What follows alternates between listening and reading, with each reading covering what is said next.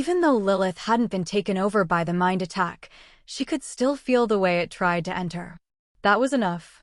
She began dissecting it in real time, studying the pressure, the direction, the intent behind the technique. If she could understand the path it used, she could eventually reproduce it. Little by little, her expression shifted from guarded to absorbed. Then she closed her eyes completely, concentrating so hard it was like the rest of the world stopped existing. Every few moments, she gave a small nod, like she was solving a puzzle piece by piece. Nearly 30 minutes passed before she finally opened her eyes. "That's enough," she said calmly. Richard looked at her. "You mastered it already?" "Not yet," Lilith replied, but her eyes were bright. "However, I understand it much better now. If I keep practicing, I'm sure I can learn it." "You definitely can," Richard said. Lilith smiled, clearly pleased by the encouragement. Her mood had lifted too, and she no longer looked annoyed by Richard's constant requests and experiments. Richard bowed slightly. "Sister Lilith, I'll head out. I still have things to do." Lilith waved her hand casually, already drifting back into her own thoughts. Richard didn't waste time. He left immediately. Once he was out of the garden, Richard put on the phantom robe again and slipped back into the city like a shadow. He returned to the restaurant where he'd previously seen Gray, Laura, and Olivia meeting. But the seats were empty now. They didn't leave the city for nothing, Richard thought. They're nearby. He stood still, then released a thin, invisible wave outward. It wasn't loud or flashy. Just a subtle sweep, spreading in all directions. He already knew their shapes and feel. If his wave brushed past them, he would recognize them instantly. The wave expanded fast, covering all of Appletown, then pushing farther, stretching several times beyond the city limits. It skimmed across the dark forest too, but nothing there stood out anymore. Too many people entered his perception at once, a flood of moving points and vague outlines. Then, after a short search, 3 familiar signatures appeared. 1 man. 2 women. Gray. Laura. Olivia. He was sure. And Olivia wasn't even wearing her phantom robe anymore, which made her easier to confirm. They were outside the city, in a large forest behind the dark forest, roughly 3 kilometers away. Richard moved without hesitation. He headed straight for them while consuming spirit essences along the way to keep his ether topped up. If they were going out there, it meant they were after something. And if they were after something, Richard wasn't letting it stay their business. Inside the city, he walked fast at first. Then he broke into a run. It was the first time he'd truly tested his speed at this level, and the results surprised him. He wasn't as fast as Athena, but he wasn't far off either. As he ran, he kept his wave trained in their direction only, to avoid wasting ether scanning everything. Ahead, the 3 moved carefully, slowing often to observe their surroundings like they were searching for a specific marker. When Richard got close enough, he stopped running. He kept a safe distance, far enough that he believed they couldn't detect him, and followed silently. The only annoyance was that he couldn't hear what they were saying. In theory, his wave could be refined to carry sound, but at his current realm he hadn't reached that level yet. Not long after, the 3 stopped in front of a massive tree. Richard swept it with his wave and immediately felt something off. A carving. A dragon's head had been carved into the trunk. Then he saw Olivia and Laura take out an object, a glass-like sphere that caught faint light even in the dark. They exchanged a glance, then inserted the sphere into the dragon's mouth. Buzz. A burst of aura surged from inside the carving. The dragon head on the tree enlarged as if it were alive, its mouth stretching wider and wider until it became an opening large enough for 4 or 5 people to enter at once. A cave mouth. But it wasn't open. A light barrier sealed it. Olivia stepped forward to test it and got thrown back violently, forced out as if the barrier rejected her existence. If her movement technique wasn't so sharp, she would have slammed into the tree behind her. Richard's eyes narrowed. A hidden place. A secret inheritance. But it's locked behind conditions. That was how most secret places worked. They weren't public treasure boxes. They were storage vaults, meant for descendants or for those who passed a specific test. Inheritance was never given away for free.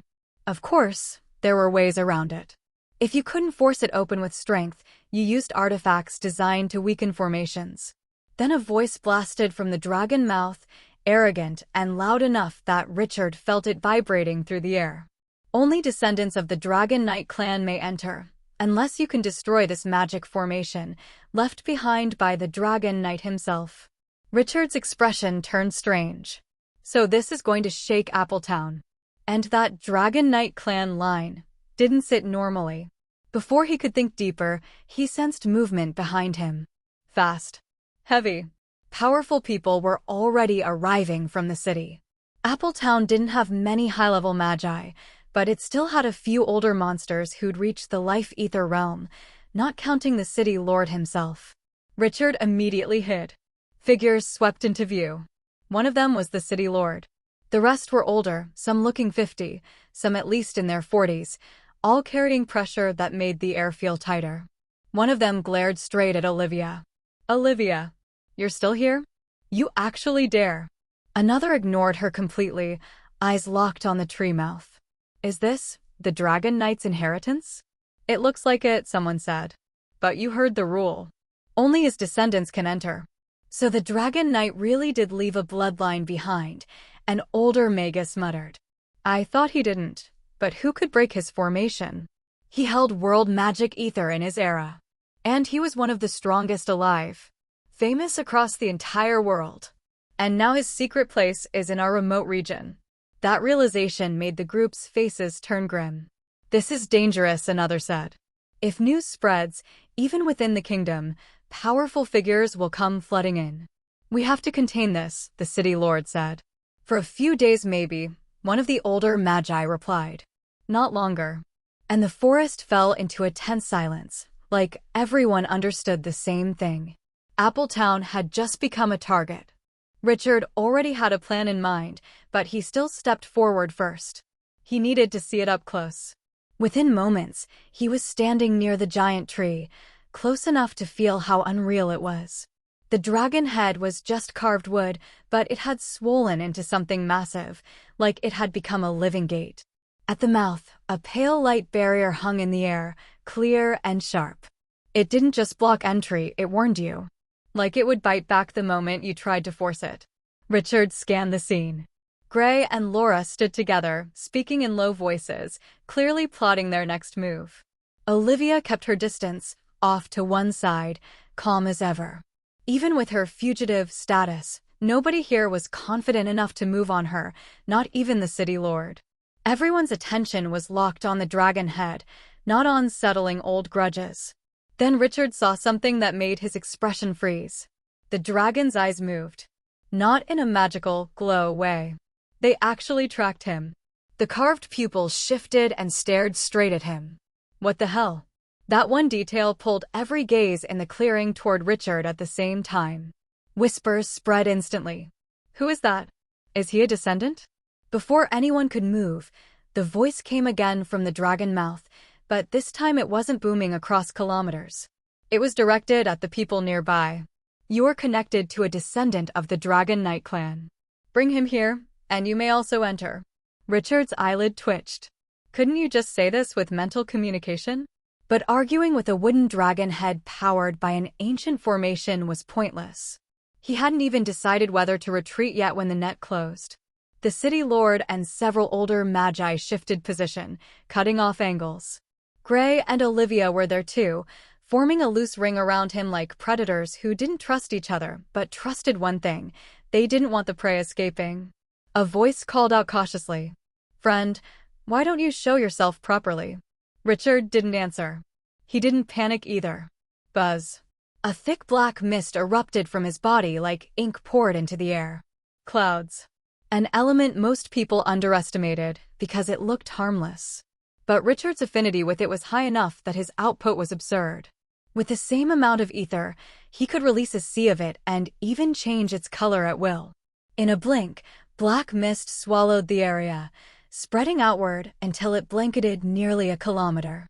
And in that instant of zero visibility, Richard sank straight into the ground. With his earth affinity and ether will realm control, Entering soil was as easy as stepping into water. No sound. No trace. He moved underground like a mole, faster beneath the earth than he could run on the surface. From above, he heard Olivia's voice, furious. Damn it. Then the confusion hit the others. Where did he go? Olivia apparently blew away the mist around herself, but Richard was already gone.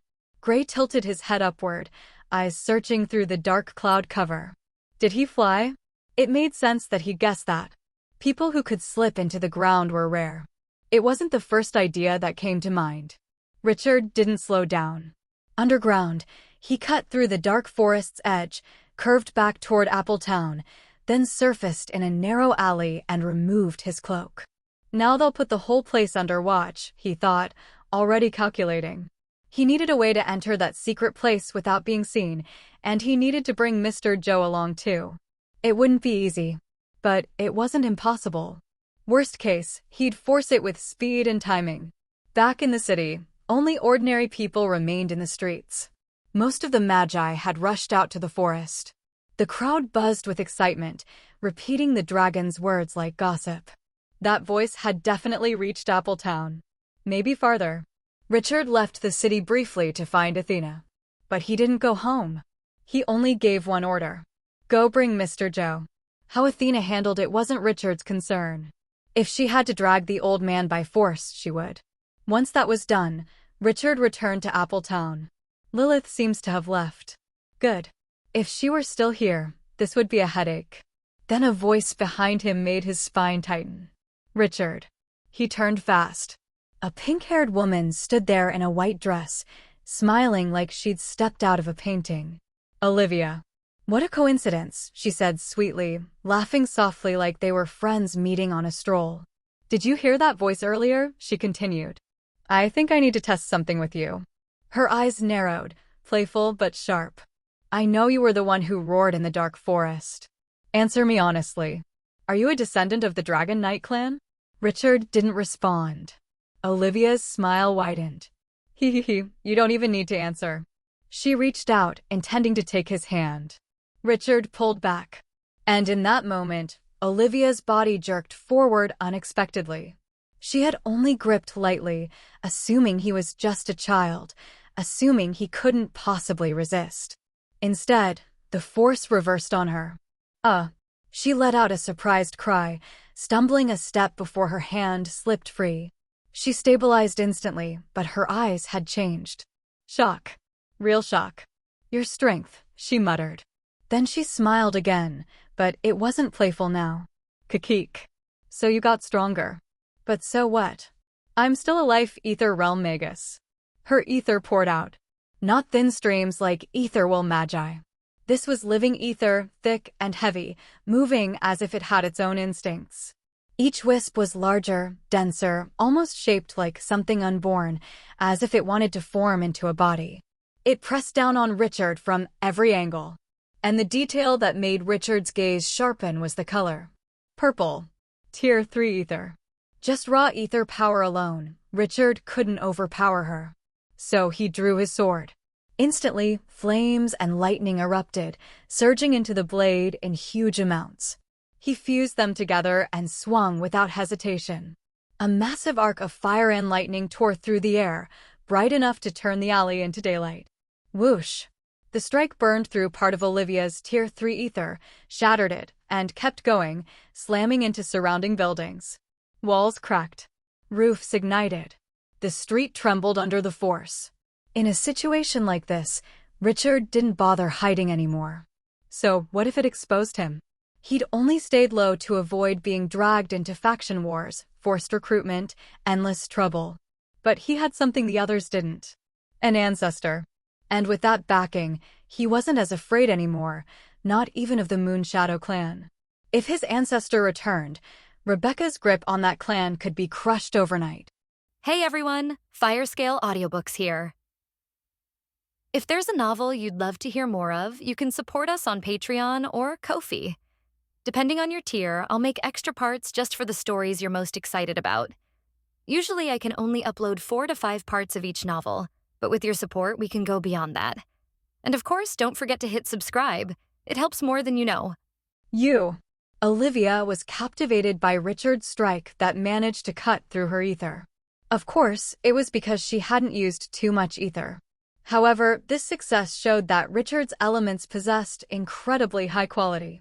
Moreover, his sword enhanced the destructive power of his fire and lightning. In truth, Olivia wasn't the only one who had returned to Appletown to prepare another strategy. For instance, Gray and Laura had also come back. When they saw the sudden burst of bright light, they leaped onto a tall rooftop to see, spotting Olivia trying to suppress Richard while Richard resisted with his sword. "Isn't that the boy?" Laura was stunned, remembering that Richard was the child she had once kidnapped for Gray. "This boy is actually so strong," Gray muttered, more focused on Richard's strength. "Olivia wants to capture him, unless he is a descendant of the Dragon Knight clan," Laura added. Gray's eyes gleamed at those words. Whoosh! He leaped toward Richard and Olivia without saying anything. Even the city lord, Liam, and an old man with a thick beard, the headmaster of Appletown Academy, were watching. They did not hesitate to run toward the scene as they reached the same conclusion as Laura. Seeing more people arrive, Richard gave a wry smile, realizing he wouldn't escape easily unless he used the same trick as last time, releasing a massive amount of clouds before diving underground. However, with his identity now exposed, that might only delay the problem briefly. Olivia's expression soured as she saw the others approach. She thought this would be her victory, but who would have thought Richard could truly fight back against her? "Wait, everyone, I'm not a descendant of the Dragon Knight clan." Richard spoke up. "Boy, don't lie. You already deceived me once, and you also tricked a merchant," Olivia retorted, apparently aware of Richard's scheme against that merchant. This meant she had never truly left Appletown. "I can prove it. Just take me there," Richard replied. He figured it was better to prove this than to let more trouble arise. Hearing that he could prove it, people hesitated. Richard didn't wait for them to respond. He stepped forward first, waving his hand, looking as though he was commanding them to follow. And they really did follow him. "I guess that dragon had noticed me earlier when I wore the phantom cloak. It shouldn't speak again," he thought, hoping that would be the case. If not, at best, he would only cause more chaos. Returning to the previous location, Richard found many magi, all clearly adults. He was the only one so young. His arrival, accompanied by Appletown's top magi, naturally drew attention. At first it confused them, but word spread quickly, and soon they understood. "Isn't that Richard, the one who shocked us a few days ago?" someone wondered. "It should be. There can't be more than one magus this young," another replied. "Is he really that young?" "He looks about the same age as my son." "I'm not sure either, but his physique and aura are definitely very young." Meanwhile, Richard breathed a sigh of relief when the dragon head no longer looked at him. Its eyes no longer appeared alive as before. "Should I go in there?" Richard asked Olivia. Of course, he still had to pretend to not quite understand. "Yes," the woman replied with a rather cold tone. Her mood clearly wasn't very good now. Richard snorted at her before stepping forward. He tried entering the dragon's mouth. Bang! A terrifying force suddenly blasted him hard, sending him flying and crashing into a massive tree. His vision blurred instantly. He even fell, struggling to stand as his head spun. It felt as though a giant hammer had just smashed into his skull. The others froze at the sight, their mouths hanging open. "The backlash is so strong," someone said. "I think we've been too harsh on a boy. Even if he's a genius who reached the ethereal realm, he shouldn't be accustomed to such painful blows yet." "Hey, this was Olivia's idea. I didn't do anything." Richard needed some time to steady his vision. He had done this to prove he wasn't a descendant of the Dragon Knight clan, but the result was too harsh on him. He had nearly been severely injured because of it. Olivia was clearly lucky to have extraordinary movement abilities, and her realm allowed her to respond quickly. It wasn't that Richard couldn't handle it, but given his realm, the counterattack from the dragon head was simply too fast for him to react in time. Richard cast a resentful look at Olivia, while the woman only furrowed her brows in deep thought, clearly not feeling the slightest bit guilty. Richard kept his complaint to himself for now, but he wouldn't forget it. The people began discussing how to open this secret place, eventually agreeing that they needed to find a descendant of the Dragon Knight clan. Their only question was whether such a clan still existed. The Dragon Knight wasn't from the previous era. Although not from a distant age, it had still been more than 1,000 years since his time. Even so, they were quite certain that if the clan existed, it would be in Apple Town or nearby. Perhaps, in the past, the Dragon Knight had indeed established a clan in this region, which was why he left a secret place here. For the people, the problem was simply their lack of ability to track someone from a specific clan. Olivia, isn't one of the keys to activating this secret place in your possession? Where did you obtain it? Liam, the city lord, questioned Olivia. The other key had been brought by Laura from another province. But that wasn't strange, a relic could easily change hands if its finder sold it. Liam's question made everyone turn their gaze toward Olivia. But she only sneered. What can you do if I don't tell you? She retorted. After that, she glanced at Richard, who was quietly slipping away. Richard felt her gaze and thought, she's still suspicious of me. This cunning woman must have plenty of speculations. Richard suddenly came up with an idea for revenge. Your suspicion will be your downfall, Richard thought with a grin. When he returned to Apple Town, he strolled around for a bit before slipping into a random house that happened to be empty. He lit his torch and casually created a shadow monster in the form of a monkey with a body that could stand upright like a human. Richard smiled at the sight, then placed his hand on the monkey's shoulder. Buzz. He sent lightning and darkness surging forth, fusing them into the shadow monkey. This combination of two arcane arts would be the weapon he used for revenge. Of course, to harm Olivia, he needed to channel more lightning and darkness into the shadow monkey. Ding! Your mastery over lightning of darkness has increased from 19% to 31%. Lightning of darkness, 31%. Richard suddenly received a shocking notification as he worked. He became elated, for this meant that lightning of darkness, which previously only exploded twice, would now explode 4 times. Naturally, this greatly amplified its destructive power. And if even more ether was used, it would become utterly terrifying. Richard drained his ether and replenished it with nature spirit. For the sake of revenge, he didn't care about wasting nature spirit. After that, he kept channeling lightning and darkness into the shadow monkey. Twice, 3 times. He drained his ether 3 full times, and that was the limit the shadow monkey could contain. Of course, this meant the resulting explosion of lightning and darkness would be devastating. Even a magus at the life ether realm would suffer, especially if caught off guard.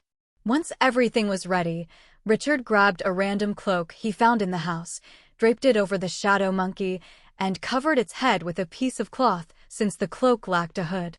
Now fully covered, the shadow monkey looked very much like a human, only a little hunched, which Richard didn't mind.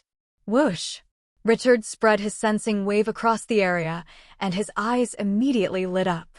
About 100 meters away, he found Olivia, observing the very house he was in. Just as he expected, she had followed him. Let's begin. Richard stepped out of the house, the shadow monkey following behind him. Going into a house alone and coming out with a companion, Olivia's suspicion would definitely skyrocket. Richard then chose a deserted street, leading toward the secret location. Whoosh! A flash of pink light swept past him, snatching away the shadow monkey. In just an instant, it vanished from Richard's sight. He could only show a strange expression. When fishing, one usually had to wait a few minutes before a fish bit the bait. But this time, the fish had bitten far too quickly. Though Olivia had already sped away with her incredible speed, Richard could sense her location through the shadow monkey. He tried making the monkey struggle so it would seem even more human. But once they were outside the city, Olivia slowed down. It seemed she didn't want to arouse suspicion from others. When they neared the secret location, she would surely accelerate again. Whoosh! Richard gave chase. He wanted to witness the explosion with his own eyes. In the end, the woman stopped not far from the secret place. It was as though she had begun to feel something was wrong with the figure she carried. After pausing, She pulled away the cloth covering the figure's head, revealing the shadow monkey's face, which even smiled at her. Olivia's expression couldn't have turned uglier. And right after that, the shadow monkey suddenly swelled. Boom! It detonated, unleashing a massive surge of darkness and lightning that instantly annihilated the nearby trees. Boom! Boom! Boom! 3 more explosions erupted within the blast, fiercer than before. Each one even produced a shockwave that blew away large trees, pulling their roots out of the ground. Since this was not far from the secret location, the explosions still reached it. People scrambled in panic, some even needing stronger magi to carry them away. Who's crazy enough to unleash an attack here? Someone wondered in shock. Fortunately, they all managed to escape in time. As the blast faded into smoke, Liam, the city lord, sent a gust of wind to disperse it. Revealed within was a massive crater, large enough to be a pond. But the most striking sight was the tattered figure of a woman inside the crater, her body charred black in places and her hair standing on end. She looked so terrifying that she resembled a ghost crawling out of a grave more than a human. Even some of her flesh appeared swollen. Is that Olivia? Some recognized her by her aura. Who attacked her? No idea. This doesn't look like a fight. Besides, if she was attacked, why didn't she dodge or counter? Even if the strike was strong, her strength should have been enough to evade or block it. Maybe it was a sudden attack right beside her before she noticed. Olivia moved. Though injured and her aura in disarray, she was still a magus of the life-ether realm. Wounds like that weren't enough to render her helpless. She could still fight, at most needing a day's recovery with simple medicine. Whoosh! She leapt out of the crater and fixed her gaze in a certain direction. There stood Richard, calmly watching her with a smile. At the very least, Olivia's eyes still glowed with pink light. Yet her eyes trembled as they fell upon Richard, as though she were staring at something terrifying. Richard didn't know whether she was traumatized or something similar. If she was traumatized, then that was perfect for him. After grinning at the woman, Richard turned and bolted back toward the city. He wasn't afraid of her revenge. She clearly lacked the strength for it now. The fault was hers. Who told her to be such a greedy fish? Richard no longer knew what happened after he left. The others didn't know he was the cause, and he went to the other side of Appletown to wait for Athena to return. He didn't even wait so long before seeing the horse carrying Mr. Joe. Mr. Joe sat on Athena's back, looking thoughtful as he wondered why he had been brought to Appletown. But then he spotted Richard. "Boss." He quickly dismounted the horse and greeted Richard cheerfully. Even though he wasn't sure of Richard's purpose, he still had to act respectfully toward him. "Boss, is there something you need?" he asked Richard in a rather quiet voice. "Follow me," Richard said, only that before turning back into Appletown, leaving Athena outside the city. Of course, Mr. Joe followed, growing even more curious since Richard offered him no explanation. Richard occasionally glanced at the old man, somewhat curious about what would happen to him after entering the secret place. Would this be a turning point in his fate?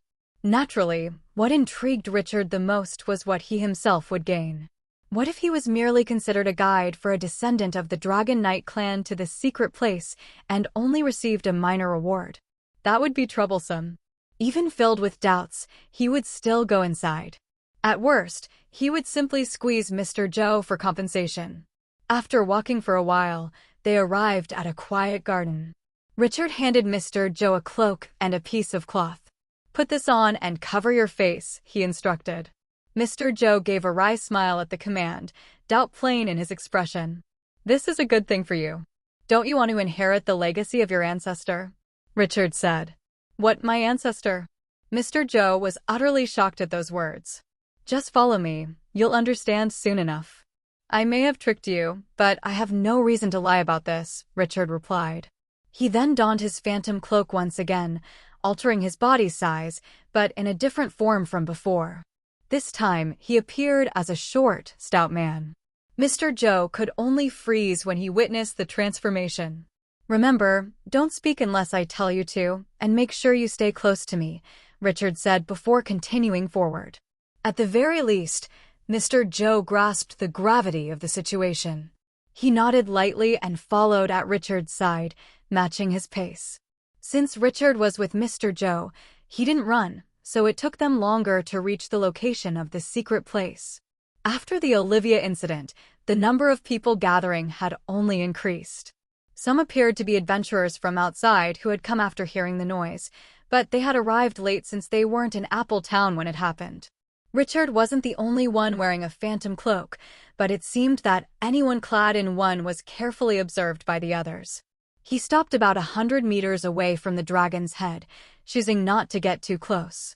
Some, unable to resist their greed, tried entering the dragon's mouth only to be forcefully repelled, just as Richard had been before. Richard's eyes never stopped observing, especially the powerful magi like the city lord or the headmaster of Appletown Academy. Gray and Laura were nowhere in sight. It seemed they had left again, while the city lord and headmaster showed no urgency to depart after returning to witness the proof. Well, forget it. I don't need to bother with them, he thought, stepping forward and signaling Mr. Joe to follow. He acted like someone else too curious to resist attempting entry into the dragon's mouth. But when they were close enough, he suddenly grabbed Mr. Joe's hand. Whoosh! He burst forth at full speed, dragging the old man along, even knocking aside some weaker magi in his path. What is he doing? People exclaimed in surprise, but their eyes soon widened in shock. The light from the dragon's mouth didn't block him at all. He and the cloaked figure he carried passed through it, vanishing inside. Damn, that's the same man as before. His phantom cloak is clearly of a higher tier, it can even alter his body's form, someone said. Then the person he brought must be a descendant of the Dragon Knight clan? Incredible. To think there really is a relative of the Dragon Knight in our Appletown. Could it be the Dragon Knight came from this region? Who knows? Meanwhile, Richard, who had entered the dragon's mouth, found himself inside an enormous hall of extraordinary luxury. He could only stand in awe. The hall stretched forward, lined with colossal guardian statues along each wall. They were so tall that Richard's mind went blank as he tried estimating their height. Not tens or hundreds of meters, he concluded they stood over a kilometer tall. They even wore real armor and wielded authentic swords or spears. The front wall was even more astonishing. A fierce black dragon statue glared with bulging eyes and an open mouth, guarding the golden throne beneath it. Richard narrowed his eyes at the dragon statue, drawn to the object in its maw, a floating black heart, or rather, one suspended by a faint surrounding light. It seemed to beat endlessly. Is that the heart of the black-hearted soul? He wondered, his expression strange, for he thought his own heart resembled it. What is this place? Mr. Joe, standing beside Richard, was so captivated that he rubbed his eyes again and again, trying to be sure he wasn't hallucinating. As Richard glanced at him, he suddenly heard a cracking sound from behind. He was startled again, spotting a figure that looked like a man made of wood so old he needed a staff to support his hunched body. His mouth trembled as he struggled to open it. "Rear relative of the Master, you've finally come," he said, his voice so frail it seemed he could barely speak. Even so, his eyes never blinked as they fixed on Mr. Joe, filled with joy. Welcome to the Dragon Hall, relative of the Master," he added, his words gradually becoming clearer. "Who are you?" Mr. Joe asked. "I am merely the servant of your ancestor, fortunate enough to be granted the chance to live longer, so I could pass down your ancestor's blood essence to you, so that you may gain great talent like him. You will also be given this Dragon Hall, which shall serve as your safe home." The wooden man answered, his voice steadier now, though still breathless. "What?" Mr. Joe could hardly believe what he was hearing. "Who is my ancestor?" he asked again. "The Dragon Knight," the wooden man replied, nearly making Mr. Joe jump. I'm truly a relative of the Dragon Knight," he stammered, his mouth agape. It wasn't as though he didn't know the rumor, it had always existed in his family. Mr. Joe had believed it, but only as a way to console himself. Now, standing in this hall and hearing it confirmed by a strange being, he finally became convinced. "See, sir, please follow me," the wooden man said before stepping toward a side door that seemed to lead to a special chamber. Mr. Joe hesitated, not daring to follow immediately. He looked to Richard first. But Richard gestured for him to go ahead and follow the wooden man. The Dragon Knight's blood essence? Why should he care if it went to Mr. Joe? After all, his own talent far surpassed that of the Dragon Knight. What interested him was the Dragon Hall itself and that black heart. There might be other treasures hidden here, but he could search for them later, once he had seized control of this Dragon Hall. This was clearly a hidden world, not just an underground chamber guarded by magic formations. It was a rare artifact that could only be created by a magus who had attained world magic ether. Richard continued observing the hall, approaching one of the statues and touching it. Oh! He was immediately astonished. What he touched was the sole of the statue's foot. He thought it was made of stone, but after touching it, he realized it was actually skin that seemed to have dried. So they were actually living beings. What about that dragon? Richard stared at the dragon behind the throne, walking toward it.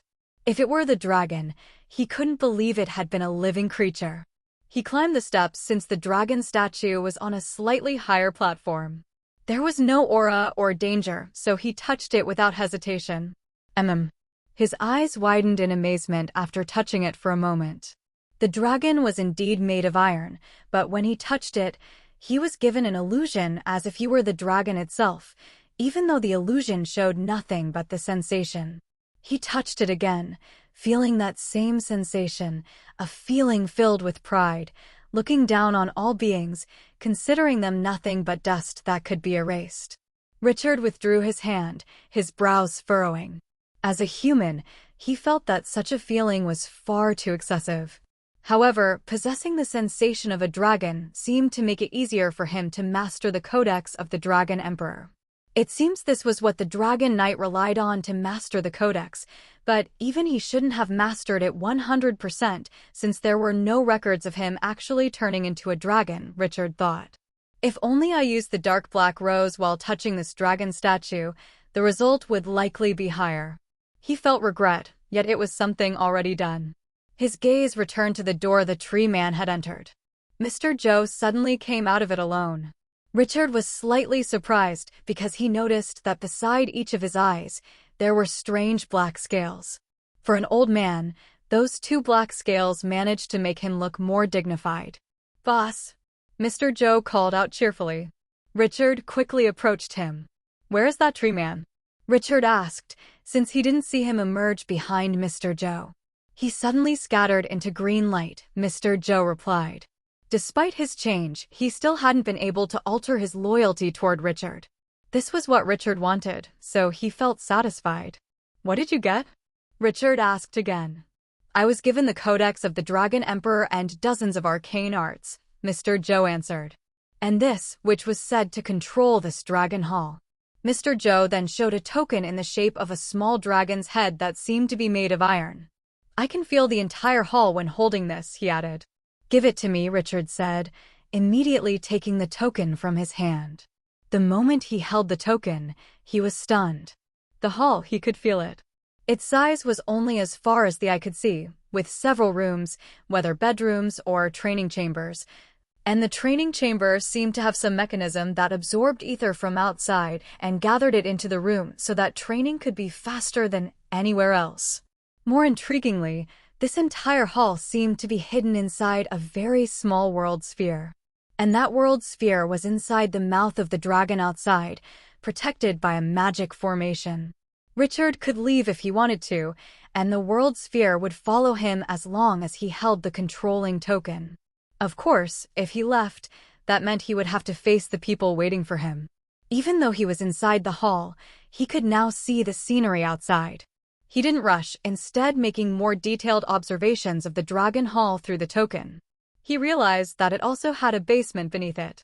Peeking into the basement, he gasped upon discovering a massive pile of nature spirits.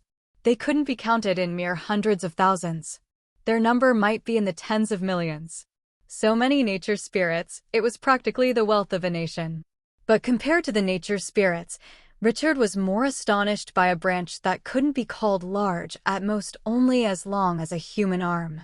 Yet that branch emitted endless golden light, as if it were an infinite source of radiance. Richard felt the most oppressive aura from that golden light, an aura that seemed capable of tearing the sky itself apart. It was said that the leaders of world magic ether, when touching something, even the most ordinary object, a trace of their power would be stored within it. Anyone who held that object could unleash the stored power. However, this was more like a bomb. The power could be released, but not controlled. Even those who unleashed it could be struck by the force themselves. It could be said this was more often used as a card to intimidate enemies.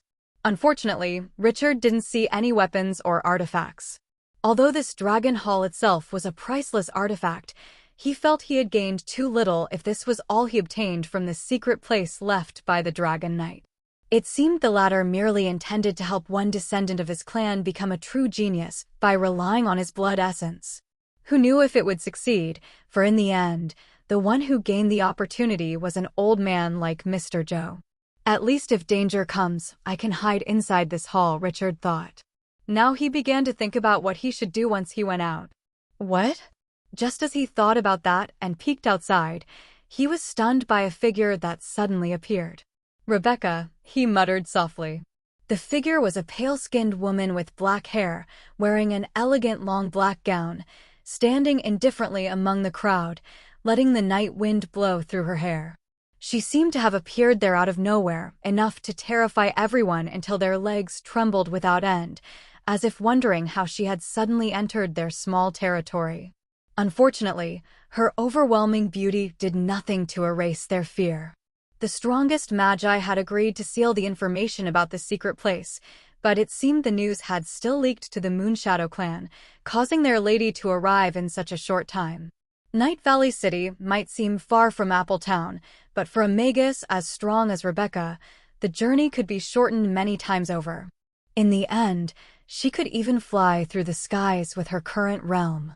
7 years had certainly not changed her appearance. She was still the same as when Richard last saw her, looking as if in her 20s, yet her aura now felt sharper and more oppressive. This is truly a serious problem, Richard thought. With anyone else, he was still confident he could escape. But if Rebecca was there, Richard worried he wouldn't even be able to move under her gaze alone. He was fully aware of the difference in their strength ever since he had used a mind attack on Lilith. And Rebecca was even stronger than Lilith. The only option was to use the power of the Dragon Knight stored within that wooden branch. Threatening her with it was clearly impossible. The only feasible way was to activate it from inside the Dragon Hall and then throw it outside. The consequence, however, was that everyone, including Appletown, would likely be destroyed. But Richard didn't know whether Rebecca would perish along with them. Regardless, he wasn't ready to cause such massive destruction. Should I hide here for the time being, he thought, and he didn't feel it was a bad idea. After all, he could spend his time absorbing ether. Here, he could absorb it faster, perhaps even 2 or 3 times faster. Reaching the life ether realm wouldn't take too long for him. Besides, he was somewhat intrigued by the black heart in the dragon statue's mouth. He could confirm it was filled with hidden power. The question was, could that hidden power be transferred into his own heart? Old man, did you get any information about that heart? Richard asked Mr. Joe while pointing at it. Mr. Joe looked at the heart and lightly nodded. The tree man said that was the heart of the Dragon Knight, he replied. When he heard that, Richard knitted his brows. Of course, he had suspected as much, but he couldn't help feeling astonished. The heart of the Dragon Knight? Had he really given up his black heart that could grant such immense hidden power? What else did he say? Richard asked. He said it was an inheritance for me, Mr. Joe answered. And you were then supposed to say it was for me, Richard replied. Mr. Joe quickly nodded repeatedly while forcing out a laugh. Boss, of course, it's for you, he said. Good that you understand, Richard replied. After saying that, he returned to the dragon statue, wanting to observe the black heart up close. Whoosh! He leaped, grabbing the teeth of the dragon statue's mouth before climbing up, standing in front of the black heart. Its height was only around 8 meters, easily reachable with his jumping ability.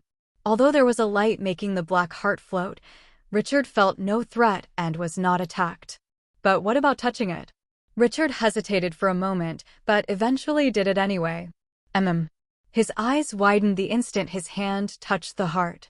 The power was immense, he truly felt it, but it wasn't like the overwhelming power that came from ether. It was filled with hatred and terrifying resentment. They seemed as if they wanted to explode, searching for a new vessel to flow into, one that could help them vent their hatred. From initial shock, Richard became fascinated. He then tried absorbing the hidden energy using the method of absorbing ether, and at once, black energy seeped out of the heart, entering through the gaps in his fingernails. They flowed into his veins, following his blood, and finally stopped at his heart. Soul. Black heart soul. Black heart hidden power. 110/10,000 plus 100. What? Richard was stunned to see the number increase. 100. It had actually increased by 100. What did this mean? It meant that the hidden power stored in one black heart could truly be copied into another black heart. Although it was filled with resentment and hatred, once it reached Richard's heart, he didn't feel anything wrong. After all, even the 10 black heart hidden power he had received from the system had been like that. There was no difference. Absorb. Richard certainly wasn't going to stop. If he could fill his heart with hidden power, then even now, he could contend with magi in the life ether realm as long as he unleashed that power.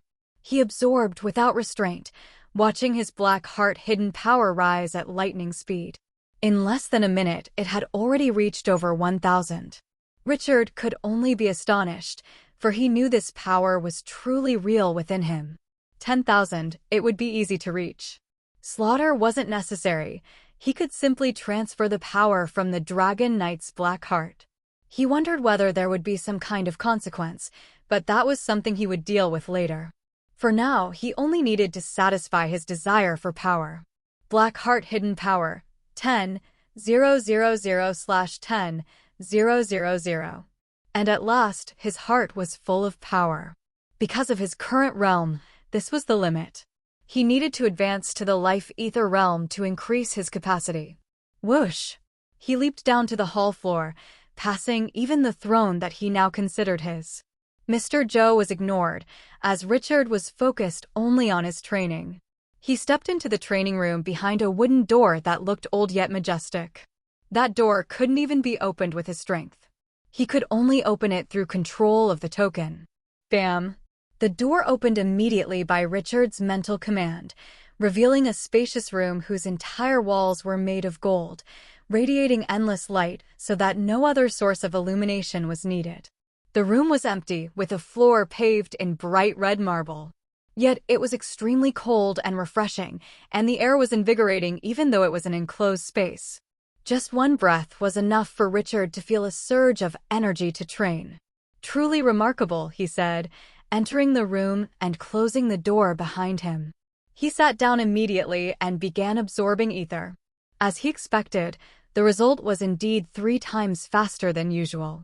Of course, this speed wasn't only due to the place, but also because his body itself absorbed ether faster than others, thanks to his mastery over the codices for the ethereal realm. If I reach the life ether realm and my heart's power is full, could I possibly fight Rebecca? He wondered as he trained. But when he thought about it, he still felt pessimistic. He believed it was still far away, because even from the life ether realm, he would still be 2 realms lower. The difference remained vast. Rebecca had already reached the realm where magi could fly, merging with the entire world so that whether it was land, sky, or water, all were the same in their eyes. Of course, the chances would be greater if you were in the life ether realm. Ding! Your mastery of the Codex of Moonshadow has increased from 14% to 20%. Your mastery of the Codex of Endless Flame has increased from 10% to 16%. Codex of Dragon Emperor, 40%. Codex of Moonshadow, 20%. Codex of Endless Flame, 16%. Richard received the notification in the middle of his training. At an hour, he no longer cared to measure. He wasn't concerned about time, only focused on pushing himself further, enduring his training for as long as possible. From night to day, until dusk. Ether, 5283/10,000, Tier 3, plus 600. Ether accumulation, 10,283, Tier 3. Truly this much? Richard was astonished by himself. If he were to tell anyone about this, no one would believe him.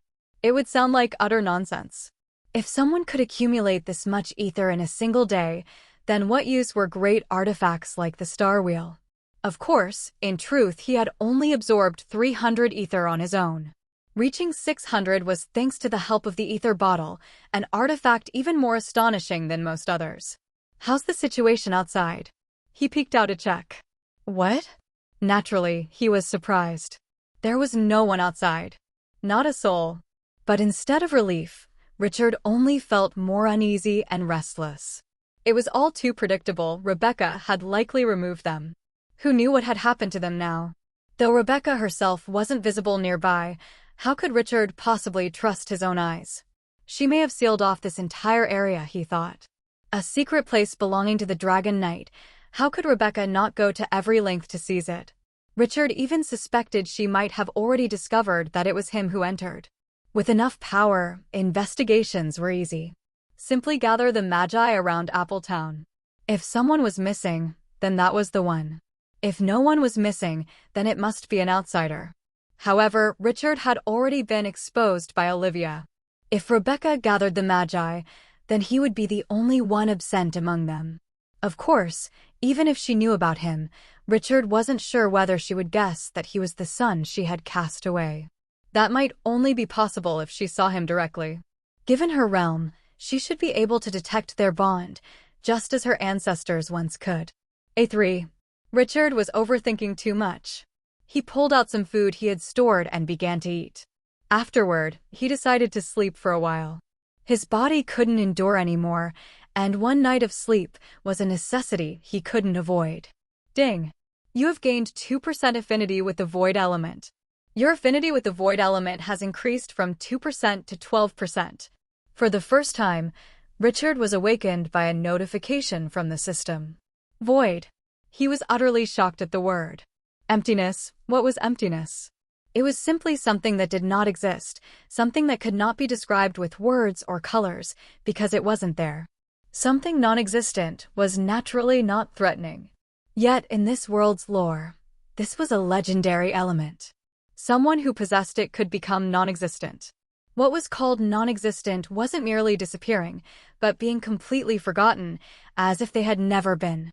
This might not alter the past, but the past of someone who became non-existent would vanish as if it had truly never been. Of course, this was magic. The element did not completely erase someone. For its wielder, they merely shifted into a world of non-existence and could return to the real world again. In other words, this element granted the ultimate disappearing ability. Once non-existent, one could no longer be detected. Even being attacked was impossible, even if they stood right in front of their enemy. Of course, using this element was said to consume an immense amount of ether, even for the briefest moment. It was not something one could use repeatedly or for long durations. Using it on others was even harder, but if successful, the enemy wouldn't just die, they would be forgotten. If someone possessed this element along with great talent, becoming the champion of an era and obtaining the world magic ether was almost certain. History had proven it. 2 people had succeeded by relying on the void element, even though their combat power was not as great as others. The system seems to grant abilities that will help me when I'm in dire need, Richard thought. From standing, he immediately sat down and opened the door. Whoosh! He spread his ether throughout the hall and then pushed some of it outward. But soon after, Richard's instincts suddenly sensed a sharp gaze fixed upon the dragon's maw outside. It seemed his ether movement had been detected by someone who was watching. However, the moment Richard thought of the void, his body, his ether, and even everything enveloped by his ether instantly vanished without a trace, vanished to the point of being forgotten. Even for a brief moment, Richard himself felt as though he had completely ceased to exist, the exact same feeling as when he had died on Earth before being reborn into this world. Fortunately, after some time, his consciousness returned. He could still see the world, but it felt like an illusion, as though he was no longer part of it. What am I doing here? Suddenly, Rebecca appeared from behind a tree, confusion written on her face. Perhaps never in her life had she shown such bewilderment, except now, when she truly was confused. She knew she was near Appletown, but she had no idea why she was there. Everything she sought had disappeared, including her memory of the secret place of the Dragon Knight. Without those things, how could she not be confused about standing in Appletown? And Richard could only be mesmerized by this effect, an effect that transcended space and time. He didn't think long before dashing away. This was not a situation he could maintain forever. Once his ether was depleted, he would reappear and Rebecca would remember everything that had been erased. Richard ran until he reached where Athena was. Even the horse appeared bewildered at the moment. But as soon as Richard reappeared, Athena's confusion vanished. Richard climbed onto her back and immediately urged her to run back toward the village. Meanwhile, Rebecca, who had been confused, regained her memory. She was now certain of what she had just forgotten. Others might not notice since their focus was divided across many thoughts, so forgetting Richard and the secret place felt natural. But for Rebecca, her attention had been locked onto both. When they vanished from her memory and then returned, she perceived it clearly. Rebecca stared at the hidden place of the Dragon Knight. Nothing seemed wrong there now. The magic formation protecting the hidden place was still intact. Yet, Rebecca furrowed her brows as she looked again. Her instincts told her something was missing. Her expression quickly darkened. On the other side, Richard kept urging Athena to run faster. In his hand, the token of the Dragon Hall was ready to be activated. If anything went wrong, he would pull himself and Athena inside the Dragon Hall, where safety was guaranteed. Fortunately, he still did not sense any sign of danger. Even if his identity was discovered, who could know where he was staying? Around Appletown, there were countless paths leading to various rural areas. At least for now, he believed no one would find him in Purple Rose Village. It was nearly morning, and by the time he arrived at the village, the sky was already brightening. Richard directed Athena to Mr. Joe's house, intending to send the old man home first. When they arrived, he finally released Mr. Joe from the Dragon Hall, leaving the man dumbfounded to see himself already standing in front of his own house. "Are we back already?" he blurted out instinctively. Instead of replying, Richard looked into the old man's eyes, instantly shifting his gaze. He fell under Richard's control. "Mr. Joe, you said you were given dozens of arcane arts. Tell me what they are," Richard ordered. He was curious what kinds of arcane arts Mr. Joe had obtained. After all, they all came from the Dragon Knight. Some of them might be remarkable. Naturally, Richard wanted to secure the best among them. Given the command, Mr. Joe immediately listed the arcane arts he had received. But when Richard heard them all, he was a little surprised. Among all the arcane arts of the Dragon Knight, only one seemed to be considered top tier, called Dragon Fist. One dragon's punch, destroying everything, that was the essence of the technique. When using this fist, one's punch would transform into a dragon's fist, able to merge with all elements. Even more intriguing, every 10% of mastery would produce one shadow fist, each carrying an even stronger attack. Richard deemed it important, for there might come a time when he could only rely on his fists. He ordered Mr. Joe to recite the contents of the arcane art. Unfortunately, the old man could not write. Richard could not have him make a copy. Still, having him recite it quickly was enough.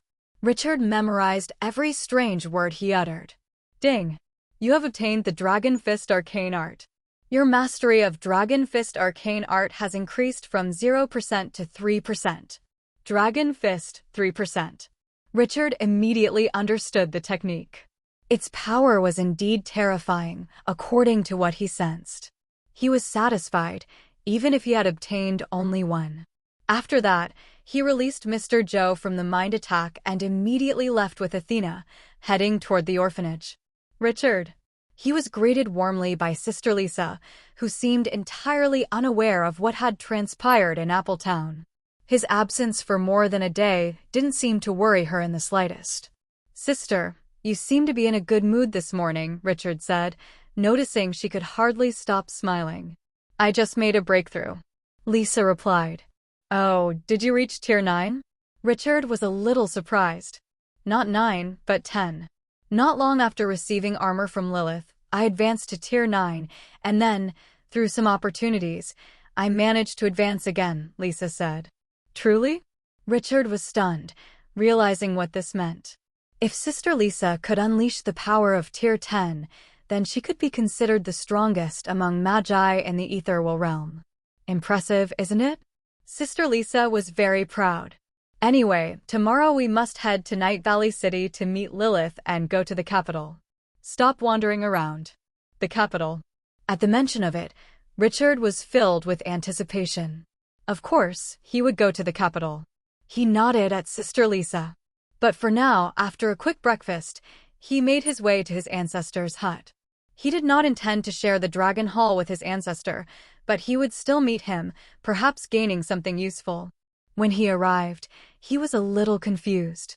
He did not see his ancestor, only the Queen of Fire Spirits, alone and relaxed as she sat on a chair with her legs crossed, the slit of her gown revealing them. Her long, fair legs momentarily captivated Richard, making him forget that the first time he saw her, she had looked like nothing more than an old woman on the verge of returning to dust. The woman was lounging with a bottle of wine, sipping it slowly. Richard had no idea where she had gotten the wine, probably stolen from the village. His arrival seemed to bother her, judging from the crease in her brows. "Where's my ancestor?" Richard approached and asked. "Gone, who knows where," the Queen of Fire Spirits replied indifferently, only glancing at him. Remembering she was nothing more than a slave, Richard felt slightly annoyed. "Queen, look at this," Richard said. Buzz. His body suddenly turned entirely into fire. The Queen of Fire Spirits' eyes widened when she saw it. She even rose to her feet instinctively, stumbling backward, nearly collapsing as she gasped. Richard grinned at her. "Who are you?" "You're not human," the woman exclaimed. "I am, of course, human," Richard replied. "You should realize now that your oath applies. This proves I truly am human." Richard almost laughed at the sight of the Queen of Fire Spirits' expression. It was worse than crying. Perhaps she could not cry, so this was the only expression she could show. Not only was she already enslaved by Aldrich, she was now bound by an oath to Richard. And this oath was not something she could resist.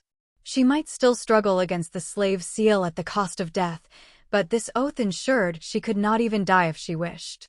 Richard didn't linger long in his ancestor's hut, leaving after waiting for a while with no sign of his ancestor's return. Even as he left, the Fire Spirit Queen still seemed filled with despair. The vow she had spoken so casually had turned into a calamity. When Richard returned to his room at the orphanage, he entered the Dragon Hall and continued training until he fell asleep. Ether, 6083/10-000, Tier 3, plus 800. Ether accumulation, 11,083, Tier 3. Ding! Your mastery of the Dragon Fist Arcane Art has increased from 3% to 16%. Dragon Fist, 16%. If I had 5 more days, no, even 4. I would definitely advance to the next realm, he muttered, a little frustrated at still not advancing. He stood up and exited the Dragon Hall, only to hear a knock on his door. "Richard, hurry up and wake up. We're going to Night Valley City now." Sister Lisa's voice rang out. Richard opened the door, finding the woman already prepared in a new outfit. "Sister, let me bathe first." Realizing he had overslept, Richard quickly rushed off to wash up. Not long after, they were already on the road, riding in a larger carriage that Sister Lisa had crafted herself. Normally, it would require 2 horses to pull it, but for Athena, it was far too easy to handle alone, so no additional horses were needed. Inside the carriage, Richard sat lost in thought. If not for his new element, he would not have dared to travel outside, due to the risk of being hunted. If discovered, he would simply enter the Dragon Hall and rely on the void element to escape. Though he had a plan, he still felt somewhat tense. Even along the way, he noticed certain areas where passage was forbidden. Appletown and its surroundings had been sealed. No one could enter or leave.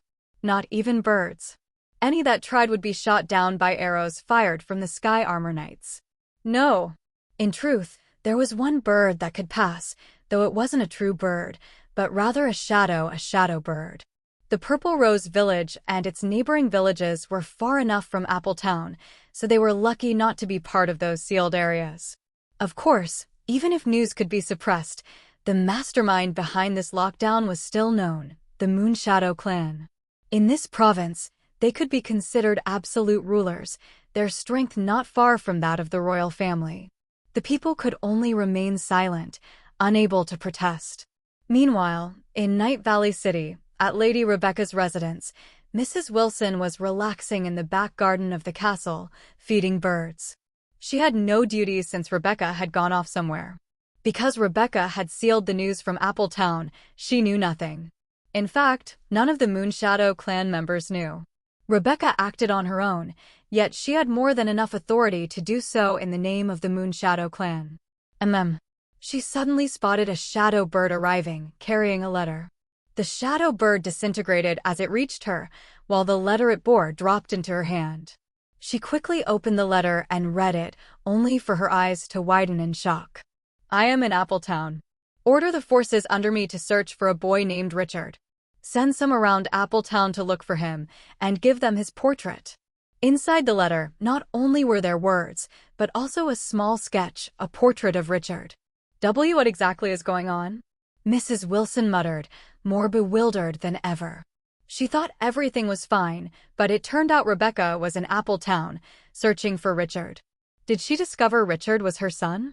Richard's identity as a 7-year-old genius seemed to have been exposed, yet judging from the letter, Mrs. Wilson didn't feel that Rebecca knew about their relationship.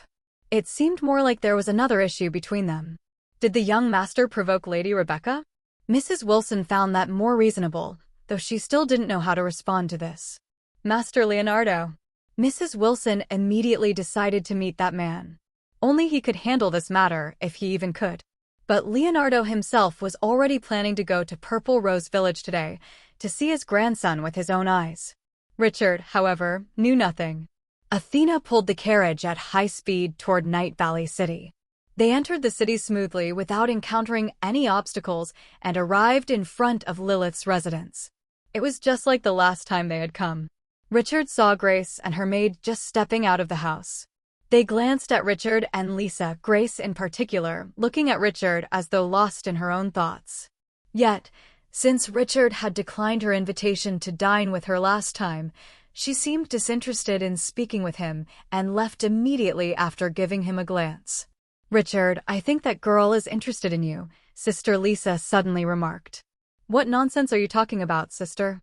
Richard rolled his eyes. Oh, come on. I'm a woman. At her age, I too began to feel interested in handsome boys. You're considered very handsome for your age. It's only natural that she would be drawn to you. Richard. Why are you still talking? Hurry and get inside. The door suddenly opened, revealing Lilith's glamorous figure as usual, clad in her luxurious gown. She waved them in. They quickly entered her house. Lilith, are we departing now? Lisa asked. Yes, and we are already on our way, Lilith replied. What? Even Lisa was stunned by that answer. But when she looked out the window, she realized the scenery outside had completely changed. Lilith's house seemed to be flying above the clouds. What is going on? Lisa was baffled. On the other hand, Richard had some idea. They weren't actually inside the house, but within a flying magic vehicle that had the exact same shape as Lilith's home. It was likely fused with her house and capable of separating. The moment they entered, it had detached and soared into the sky. The only reason they hadn't noticed was simple. They couldn't see its speed nor feel its movement. Flying magic vehicles truly are incredible, Richard thought. He had heard of them before, only owned by truly powerful magi. Even someone like a governor wasn't qualified to possess one. Not only were they extremely expensive, but the cost of using one always required vast amounts of nature spirits to keep it flying fast. As Richard watched, he even saw that his horse was also brought in the yard. Boy, sit. Suddenly, Lilith, who had been sitting, beckoned Richard to sit in front of her. Richard wondered what she wanted, but he sat casually, showing no sign of burden. "Use mind attack on me again," said Lilith. "Oh." Richard's expression turned strange when he heard that, but indeed, in their agreement, as long as she requested it, he would comply. He sent a mind attack at her. This time, Richard couldn't help but be astonished. Lilith actually appeared weak to him, and the mind attack he sent clearly affected her significantly. She had to struggle hard to resist it, her expression changing. "Stop." Before long, Lilith asked Richard to stop, as though she could no longer endure. If it went on any longer, she might exhaust her strength to resist the mind attack. At that point, she could fall under its control. "Sister Lilith, what's happening?" Richard asked with a curious expression after halting the attack. Lisa understood nothing. She was simply confused by Richard's question. "Curious now?" Lilith gave a faint smile. "This is my weaker clone. I have 3 clones, with one always in prime condition, while the other 2 serve as reserves ready to replace the main clone under any circumstances." Lilith had no qualms telling Richard this, though her expression suggested she merely wanted to boast. Clone ability, this intrigued Richard. However, he knew Lilith wouldn't share it, so he decided not to speak further about it. Lilith looked disappointed seeing him remain silent. Richard stood up and moved to the window to gaze outside, only to find many mountain ranges and great rivers winding below. In the distance, he saw mountains whose peaks were capped with snow, even though the mountains themselves were surrounded by lush green forests. They were snow-capped because of their sheer height, not unlike Mount Everest on Earth. Richard grew increasingly aware of how vast this world was. Earth was truly nothing in comparison. And what about strength equal to the entire world itself? That was utterly beyond imagination. Someone with such power could truly be compared to a natural disaster. Before long, the sun had set, replaced by countless stars in the sky. Their light illuminated the land below, allowing Richard to still see clearly, and from time to time he even spotted large and small cities. As time passed, the flying magic vehicle only became faster, making it increasingly difficult for Richard to see what lay beneath. He wondered when they would arrive. But he knew that the distance between the 8-star province and the capital wasn't that far. It was among the provinces closest to the capital. Richard glanced at Lilith again, finding her speaking with Sister Lisa. Richard couldn't enter the Dragon Hall here, since Lilith would surely notice his disappearance, and he was reluctant to train outside it. So he decided to retreat to his room and simply relax, enjoying some fruit. From time to time, he thought about Lilith's clone ability. It was truly enviable, essentially granting her spare lives. Even his ancestor likely didn't possess it. Who knew how Lilith had obtained such a thing? To his surprise, not long after, the woman herself entered his room. Richard frowned, uneasy, as his mature thoughts became difficult to control with such a beautiful woman sharing the room with him. "What is it?" Richard asked. "Would you kill a little prince about your age for me?" "It won't be hard if you rely on mind attack. He would surely die," Lilith replied. "What?" Richard hadn't expected her words to be a request to kill a little prince. "Are you insane?" Richard asked. A prince, he was practically Lilith's younger brother, since only the king's children could hold the title of prince. At most, they only had different mothers. "I'll pay you, so what's the problem?" Lilith said. "I don't want to get involved in your affairs," Richard replied. Dealing with the royal family could be far more troublesome, since they had far too many subordinates. "Huh, coward." Lilith sneered, but to Richard, this was just provocation meant to bait him. He didn't respond. If this woman were sincere, why hadn't she directly offered something enticing, like her clone ability? She clearly wasn't going to pay with that. Realizing he wasn't easily provoked, Lilith could only leave in frustration. Perhaps it's a struggle for some kind of valuable inheritance, Richard thought. Such things were common for heirs of great families, but Richard hadn't expected Lilith to disregard her own age and choose such a vile method to eliminate a prince still so young. None of my business. He quickly pushed the thought aside. In the end, he chose to rest, not to sleep, but to think of nothing beyond pleasant things. Unexpectedly, the system's notification came sooner. Your mastery of the Dragon Fist arcane art has increased from 16% to 29%. Dragon Fist, 29%. Again. Richard hadn't expected this newest arcane art to surpass the others so quickly. Richard, come out quickly, we've arrived. Suddenly, he heard Sister Lisa's call. This was sooner than he had expected. He immediately stood and left his room, moving to the front window to look outside. Wow! In an instant, he was stunned. He saw a great city, not built on flat ground, but standing atop hundreds of massive mountains, some of which even had snowy peaks. What was even more astonishing was that many of the mountain peaks were connected by bridges spanning who knew how many kilometers. The city was brilliantly lit despite the night, visible in every corner. Its size was easily 20 times that of Night Valley City. There were no walls surrounding it. Instead, it was encircled by a vast river, more than 2 kilometers wide, filled with enormous ships crossing it. Looking further, the river seemed connected to the sea. Richard couldn't see the sea clearly due to the darkness, yet he faintly glimpsed scattered points of light in the distance. In the middle of that city, there was an area encircled by mountains. There stood a magnificent silver palace, adorned with countless white star symbols, surrounded by many smaller palaces. The entire area was filled only with grand buildings that appeared to be the center of government for this kingdom. At this moment, the flying magic vehicle began to descend, though not entering the city itself. Lisa, I will drop you here. Let Richard explore to broaden his horizons. I'm sure you also want to look around, said Lilith. Yeah. Lisa nodded enthusiastically. She clearly wanted to explore the capital. Though this wasn't her first time here, it had been far too long since her last visit. Whoosh! Suddenly, an invisible force sent Richard and Lisa downward. In an instant, they appeared on the ground, not far from one of the bridges spanning the river. Athena also appeared beside them, complete with the carriage she pulled. Only when seeing the bridge from below did Richard finally realize just how long it was. Come on. Lisa climbed into the driver's seat, signaling Richard to get inside the carriage. If they walked, it would be far too exhausting.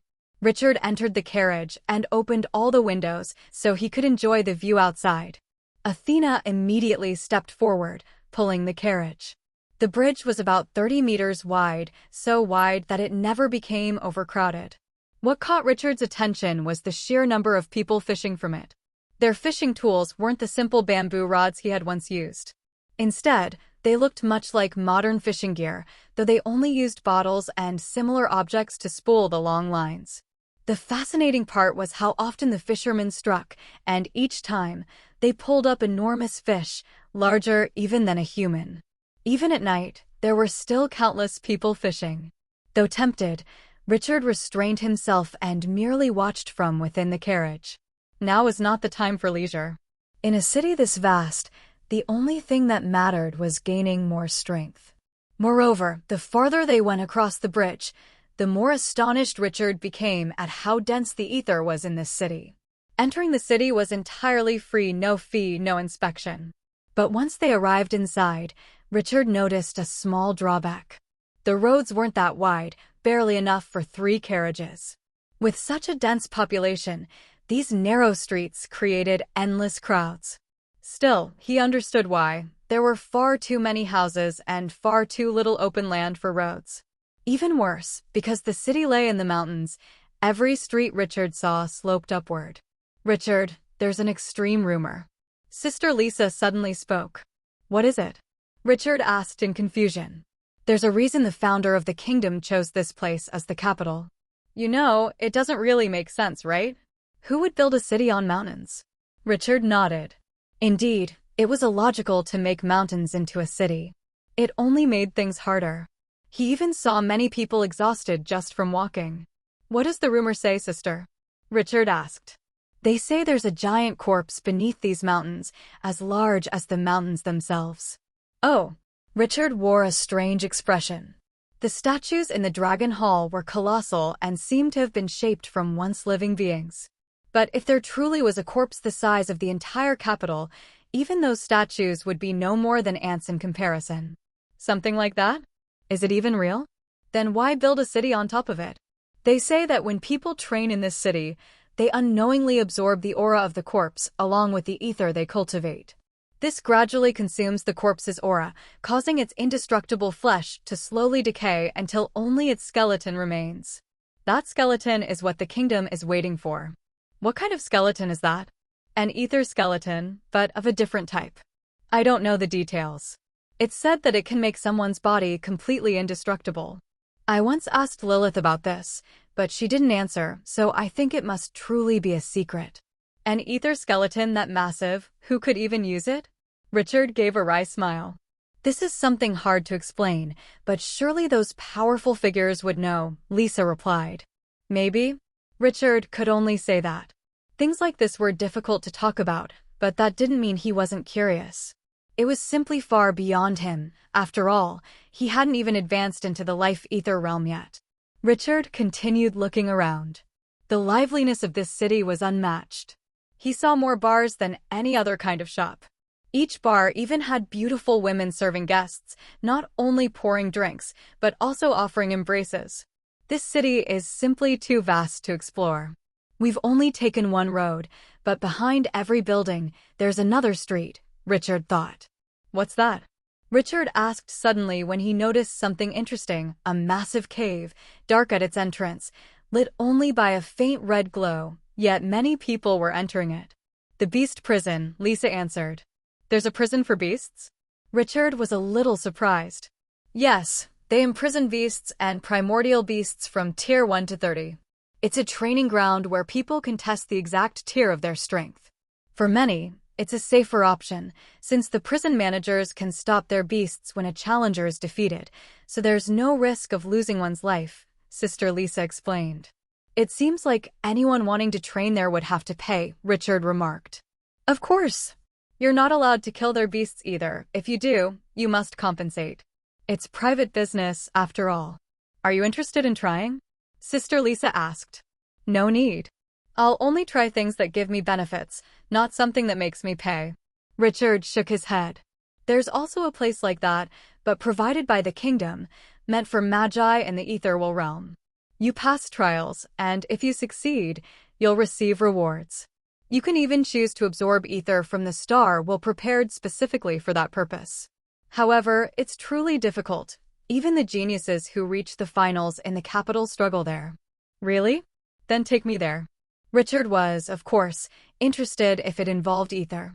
I've been there before, but I forgot the way, Lisa replied, trying to recall. Richard rolled his eyes at that. Let's just ask, he said.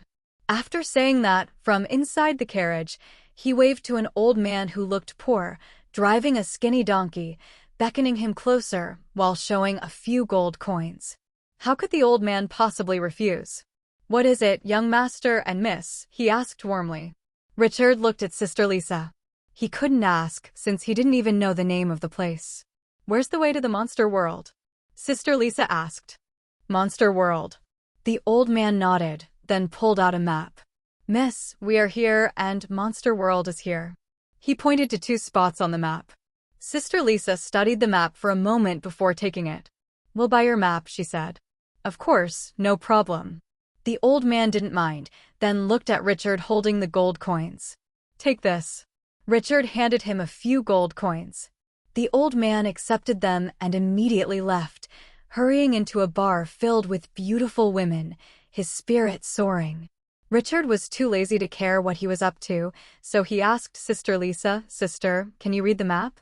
Though it didn't require literacy, learning from his experience on Earth, where many women couldn't read maps, Richard couldn't help but doubt Sister Lisa. I know how. I've used maps often, Sister Lisa replied. Though she said so, she studied the map for quite a long time. She even nodded repeatedly. Richard chose to wait rather than risk offending her. After more than 10 minutes, she finally pulled the reins. She turned the horse to the right, heading toward a mountain that wasn't too tall but was broader than the others. Richard saw more young people there than elders. It seemed the Royal Academy was on that mountain. There were also many large magic shops as well as parks where young people relaxed. They were chatting about the upcoming tournament finals. In the capital, they were supporting one person said to be the king's nephew, Luca Holystar. He was 20 years old, but not just talented. Not only had he reached Ether Tier 3, he had also stepped into the Life Ether realm a year ago. This one was truly a formidable opponent. Gray and Ren were a level lower, so Richard thought even Gray would be easily defeated. Richard, there it is. Soon after, Lisa stopped in front of a huge building with many entrances. The shape of the building resembled a mountain, and each entrance looked like the mouth of a cave. What most caught Richard's attention, however, was the massive screen, similar to the one in the dark forest, but this one was far larger. Rank 1, Rebecca Moonshadow, Tier 14. Rank 2, Lilith Holy Star, Tier 14. Rank 3, Enzo Holy Star, Tier 13. Rank 4, William Anderson, Tier 13. Rank 5, Luca Holy Star, Tier 12. Richard stared at the rankings on the screen, stunned by the first and second names. The monster world was supposed to be entered only at the Ethereal realm, and that was the limit of the strength they should have there. For even a Tier 10 power, the difficulty was already high for Magi at the Ethereal realm. Some could surpass Tier 10, but reaching Tier 14 was truly no easy feat. It was far above the realm's supposed limits. Their tricks must be anything but ordinary, Richard thought. He became less arrogant, realizing that these top geniuses were not ordinary at all. Richard, there's no age limit here, as long as you're in the Ethereal realm. If you can defeat even a Tier 10 monster, you'll already get an incredible reward, Sister Lisa said. Richard nodded at that, immediately stepping down from the carriage. He even intended to challenge a Tier 11 monster straight away, and he didn't plan to disguise himself. Though his identity had only been revealed in Appletown, and that city was now locked down, sooner or later he would be exposed anyway. Since that was the case, he might as well reveal himself sooner. He was less worried about dangers, because he had tricks to escape. Lisa quickly followed him. They went to the guards first to request a token. That token would act as the evaluator and the connector to the monster world system. Richard only needed to write his name on it. Without hesitation, he wrote Richard. With that, his name was registered in the system, but since he hadn't done anything yet, nobody would know. There were far too many people with the same name. After obtaining the token, Richard and Sister Lisa entered through the nearest entrance, finding a brightly lit space bustling with young magi. But it wasn't what Richard had expected. Instead of cages or cells, what he saw were rows of portals with signs beside them, displaying the tier of the beasts within. In fact, the lowest was Tier 7, while the highest was Tier 17. Of course, there weren't only 10 portals, there were hundreds, each with different types of beasts. Every portal even displayed a manifestation of energy in the form of the beast itself, at its true size. Richard noticed 5 other huge screens inside, showing battles between young magi and colossal primordial beasts like gorillas and lions. They were fighting not in cages, but in forests or other battlefields. Are there hidden worlds behind those portals? Richard wondered aloud. Yes. The founder of the kingdom was a champion of his era, and he left behind quite a few hidden worlds for his descendants. One of them was later used for the monster world, Sister Lisa explained. But all the way up to Tier 17, can a magus in the Ethereal realm really defeat a Tier 17 primordial beast? Richard doubted it was possible. I don't know. Try it first, Lisa replied. Richard nodded before stepping toward the Tier 11 portal, where the primordial beast was a 3-headed serpent, each head attached to a body 15 meters long. What did you choose? Sister Lisa was stunned when she saw the serpent's manifestation. She couldn't read, but she could still recognize numbers. The number 11 beside the portal frightened her. Of course, I need to choose the stronger one, Richard answered. Richard, there's a huge difference between Tier 10 and 11. Someone might be able to kill a Tier 10 beast, but still be killed by a Tier 11 beast, Sister Lisa said. Why be afraid? I can leave the battlefield with my mind. If something goes wrong, I'll just leave, Richard replied. Yes, if you have time to do it. Sister Lisa looked more worried, thinking Richard was being reckless. but Richard simply walked into the portal before she could say more. What? The people around were stunned because they too saw Richard suddenly enter the Tier 11 portal. Does that kid want to die? He thinks this is a playground. Hurry, hurry, show the battlefield of that portal. One of the large screens inside the place then displayed a battle area, not a forest, but a desert that looked extremely barren. The small figure of Richard then appeared there. Richard was a little surprised when he found how vast this desert was, and it seemed to be only one layer of space. Compared to this hidden world, the Dragon Hall was very small. Of course, their functions were clearly different. The Dragon Hall was designed to protect as well as a place for training, while the monster world could actually be destroyed by powerful figures like his ancestors if they acted. Not far ahead, Richard saw a snake 15 meters long, lying down. It had 3 heads, making it look terrifying, while its body was blackish yellow. Seeing the appearance of someone, the snake's neck instantly stood upright, like a king cobra. Shock was clearly seen in its eyes because the one who appeared was merely a boy. Its eyes even tried to observe more carefully just to make sure what it saw was real. And it really was. Whoosh! Suddenly it lunged at Richard, tearing through the desert it crossed. It was clear that it didn't care if its opponent was only a child. Let's try it this way first. Richard was in no hurry to use the hidden power of his black heart.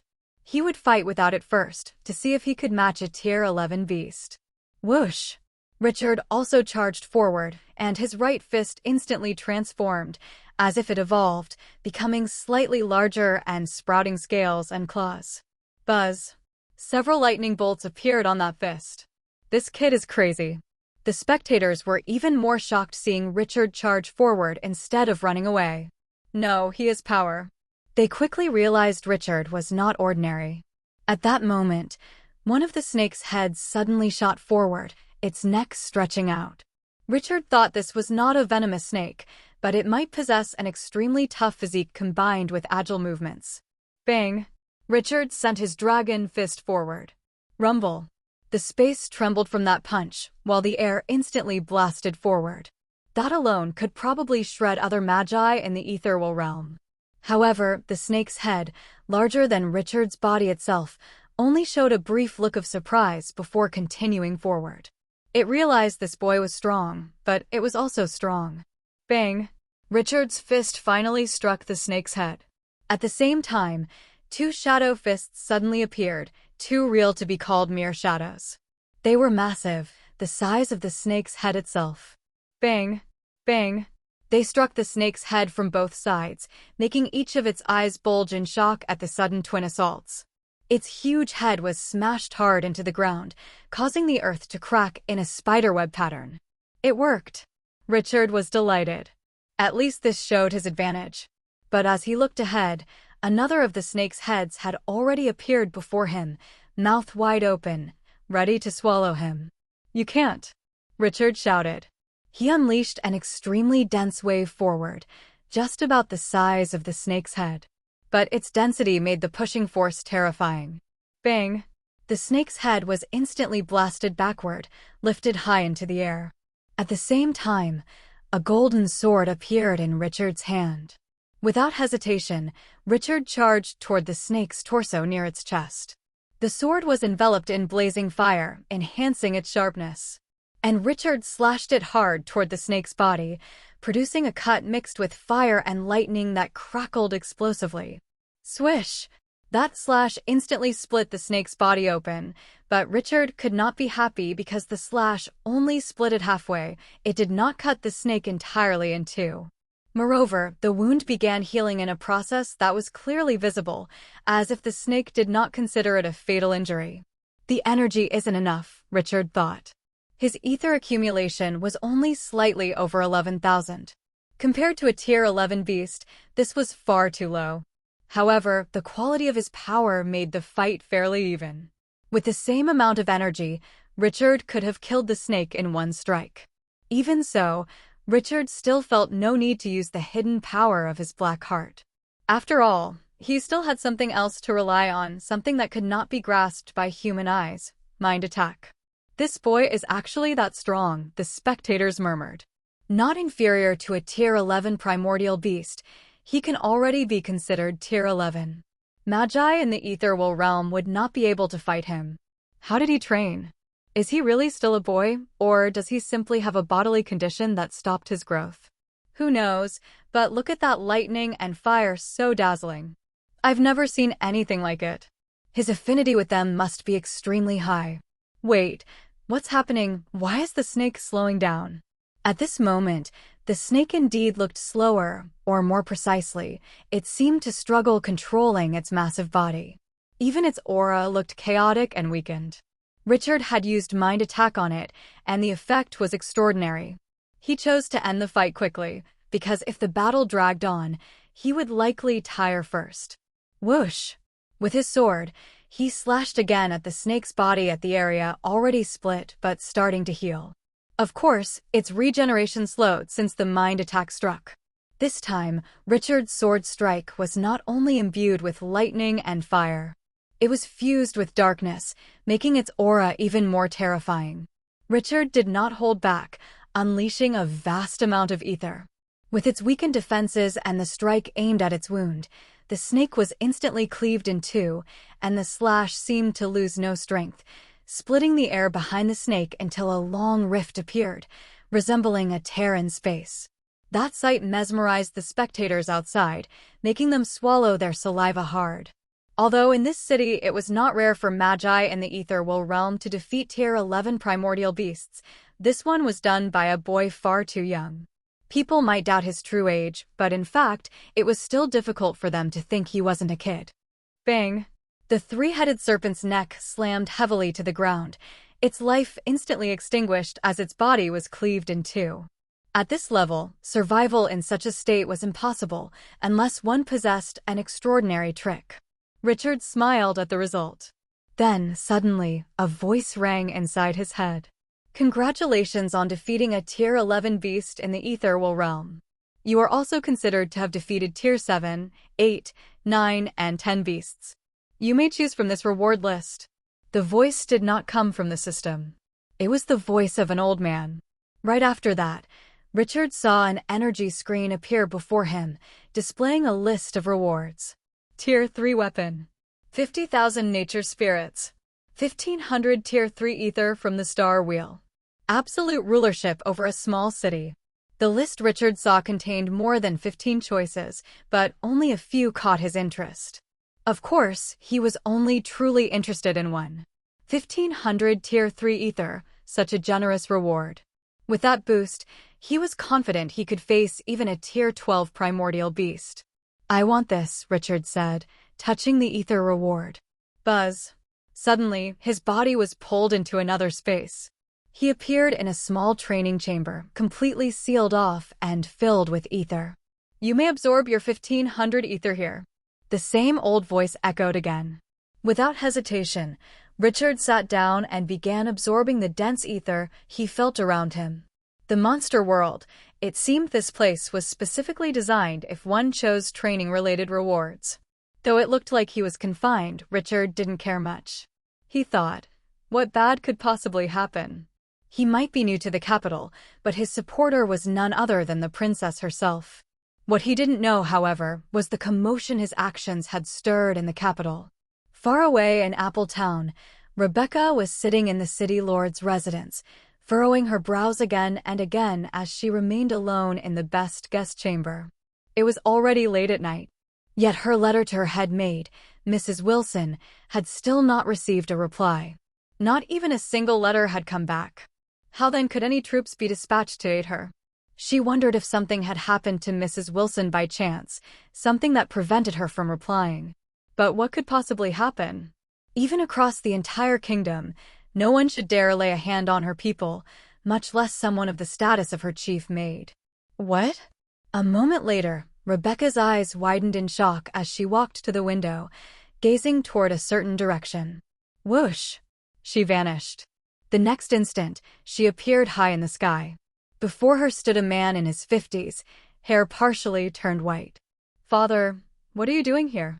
Rebecca asked, brows furrowed. Though she did not drop her usual air of indifference, Her tone was at least soft when addressing this man, Leonardo Moonshadow. The latter's expression was serious as he replied, "Rebecca, you must return and lift the lockdown on Appletown." Hearing this from her father, Rebecca couldn't help but grow more confused. "Why?" she asked again. "The point is, you must not hunt that boy. If you do, you'll cause trouble you cannot handle." Leonardo knew himself well. He could not stop his daughter by ordinary means, much less force her with strength. He could only speak vaguely like this. "What do you mean?" "I cannot tell you the details, but you must stop." Leonardo's expression grew even more serious, hoping Rebecca would believe him. Though her talent was indeed outstanding, she was still lacking in background. He was aware, if she acted too recklessly, she might bring ruin upon herself. "Ha ha, your father is right, young lady. You'd best leave now." Suddenly, a voice reverberated from afar, buzzing so that even the air trembled uncontrollably. From the voice alone, there was a pressure that made both Leonardo and Rebecca's expressions turn grave. They looked toward the direction of the voice, but found no one. They could not detect the figure who had spoken. Leonardo had not expected that what he had spoken vaguely about would suddenly manifest into reality. Who, he wondered inwardly. Richard was his grandson. From Mrs. Wilson, he knew Richard indeed had an unexpected master, but he had thought that master was only around his own level. After all, there was no existence that powerful within this kingdom. Yet the threat he felt from this hidden figure was immense. Rebecca's expression soured, feeling threatened as an aura locked onto her. Of course, she was the type who despised being threatened, and the only reason she could be threatened was because her accumulation was still not enough to stand among the top. She was still too young. "Rebecca, let's go." Leonardo had no desire to entangle with this figure. He only wanted to leave quickly, and that was indeed his original intention. He even had to grab his daughter's hand and drag her into flight. Perhaps the young woman would feel humiliated if she had to move on her own, so it had to be done this way. Whoosh! They vanished swiftly as Leonardo flew at his utmost speed. Far away in a forest, Aldrich gazed at the two of them with a faint smile. Even as they left, his eyes could still see them as though they were right before him. "Back then, I had just given birth to a child. Who would have thought my grandson would now appear the same age as me?" he said softly. "But if those two are considered among the strongest of the clan, then it means my clan has truly declined drastically. It seems even the royal family shares the same fate." Meanwhile, Richard was still engrossed in cultivation. He could absorb the ether provided by the monster world through the star wheel much faster, yet it still took time, since he was absorbing as much as 1,500 ether. It took him nearly 3 hours. Ether, 7583/10,000, Tier 3, plus 1,500. Ether accumulation, 12,583, Tier 3. This time, the amount he absorbed was exact, unlike when he was with Lilith. Perhaps this chamber locked down every trace of ether, so not a single wisp could escape. Ding! Your mastery over the Codex of Moonshadow has increased from 20% to 33%. Codex of Moonshadow, 33%. A notification suddenly appeared the moment he finished absorbing the ether. "Do you wish to fight a Tier 12 beast?" Richard suddenly received a question, and before him appeared several Tier 12 beast manifestations. After gaining 1,500 additional ether, he was naturally in a state ready for battle. He nodded in response and chose a golden gorilla as his opponent. Immediately after, he was transported by an invisible force. This time, he appeared atop a massive tree branch, and on another branch stood a golden-furred gorilla about 6 meters tall, staring at him ferociously. Although its height didn't seem excessive, its body was packed with overly massive muscles. No one knew Richard had entered this space. People outside were still waiting for him to appear, expecting to see if he would continue his challenge. Since they didn't know, no one thought of displaying the golden gorilla's chamber on the screen. Everyone assumed he was still in the training space after receiving rewards related to cultivation. Only when the top-ranking list suddenly updated did they realize. Rank 1, Rebecca Moonshadow, Tier 14. Rank 2, Lilith Holy Star, Tier 14. Rank 3, Enzo Holy Star, Tier 13. Rank 4, William Anderson, Tier 13. Rank 5, Richard, Tier 12. His name appeared, replacing Lucas. Although both had defeated a Tier 12 beast, Richard was clearly considered younger, so his rank was placed above Lucas. Richard, who is this? People were confused at the sudden appearance of a name they did not recognize. Quick, check the Tier 12 portals, one of them said. There were only about 7 Tier 12 portals, and they were almost always empty. Naturally, it didn't take long for Richard's presence to be discovered, standing beside the corpse of a golden gorilla, its neck severed. He killed a Tier 12 beast. That sight left everyone in awe. Richard had no difficulty slaying the golden gorilla with the help of his mind attack. When struck by the mind attack, the beast even struggled to leap. Richard assaulted it with repeated waves, injuring its internal organs before severing its neck. This battle, in fact, felt even easier for him. Then, he was presented with another reward list, and once again he chose ether. This time, however, the reward was only 1100 Tier 3 ether, lower than before, but that was because the previous total had been an accumulation from Tier 7 to 11. He absorbed the 1100 ether, training once more. As a result, he drew even closer to advancing. Ether, 8683/10,000, Tier 3, plus 1100. Ether accumulation, 13,683, Tier 3. Now, he only needed 17 more ether. He didn't even need to rely on rewards, he could reach it simply by training on his own. And for the moment, he decided to stop. He had missed out on many extraordinary rewards because of his impatience, always choosing ether rather than waiting a few days. Now, he decided to change his plan, train on his own until his ether was nearly at maximum. A mere 1,000 more wouldn't take long, especially here in the capital. After that, he could return and directly challenge Tier 15, 16, or even 17 portals. Whether he could succeed, that was something only time would tell. When he chose to stop, he was transported out, appearing directly beside Sister Lisa. The stares around him, awed, astonished, incredulous, were exactly what he had anticipated, so he was not surprised in the least. He had practically become famous, at least within the capital. "Young man, may I know where you come from? Did you study somewhere in particular?" Someone suddenly approached Richard, a man in his 30s, clad in a black hooded robe. He seemed to be from some special organization, though his robe bore no insignia. Richard hadn't expected someone to immediately inquire about his background. As he was still considering whether to answer, Sister Lisa suddenly grabbed his hand. "Let's go," she said. Richard was slightly surprised, but naturally followed. "Sister, who is that man?" he asked once they reached the door. For Sister Lisa to be wary, that man was likely not good news. "He's from the Dark Star Legion," Sister Lisa replied. "Dark Star Legion? What is that?" Richard had never heard of it before. Yet this was the Holy Star Kingdom. Just the thought of a legion naming itself with the words Dark Star sounded almost deviant. As you know, this royal family once had 2 great ancestors. The first was the founder, and the second was someone who also competed for the world magic ether, though he failed. The Dark Star Legion was founded by the second great ancestor, Sister Lisa explained. Then what's wrong with them? Richard was somewhat confused. They're an official force, so of course we can't say they're problematic.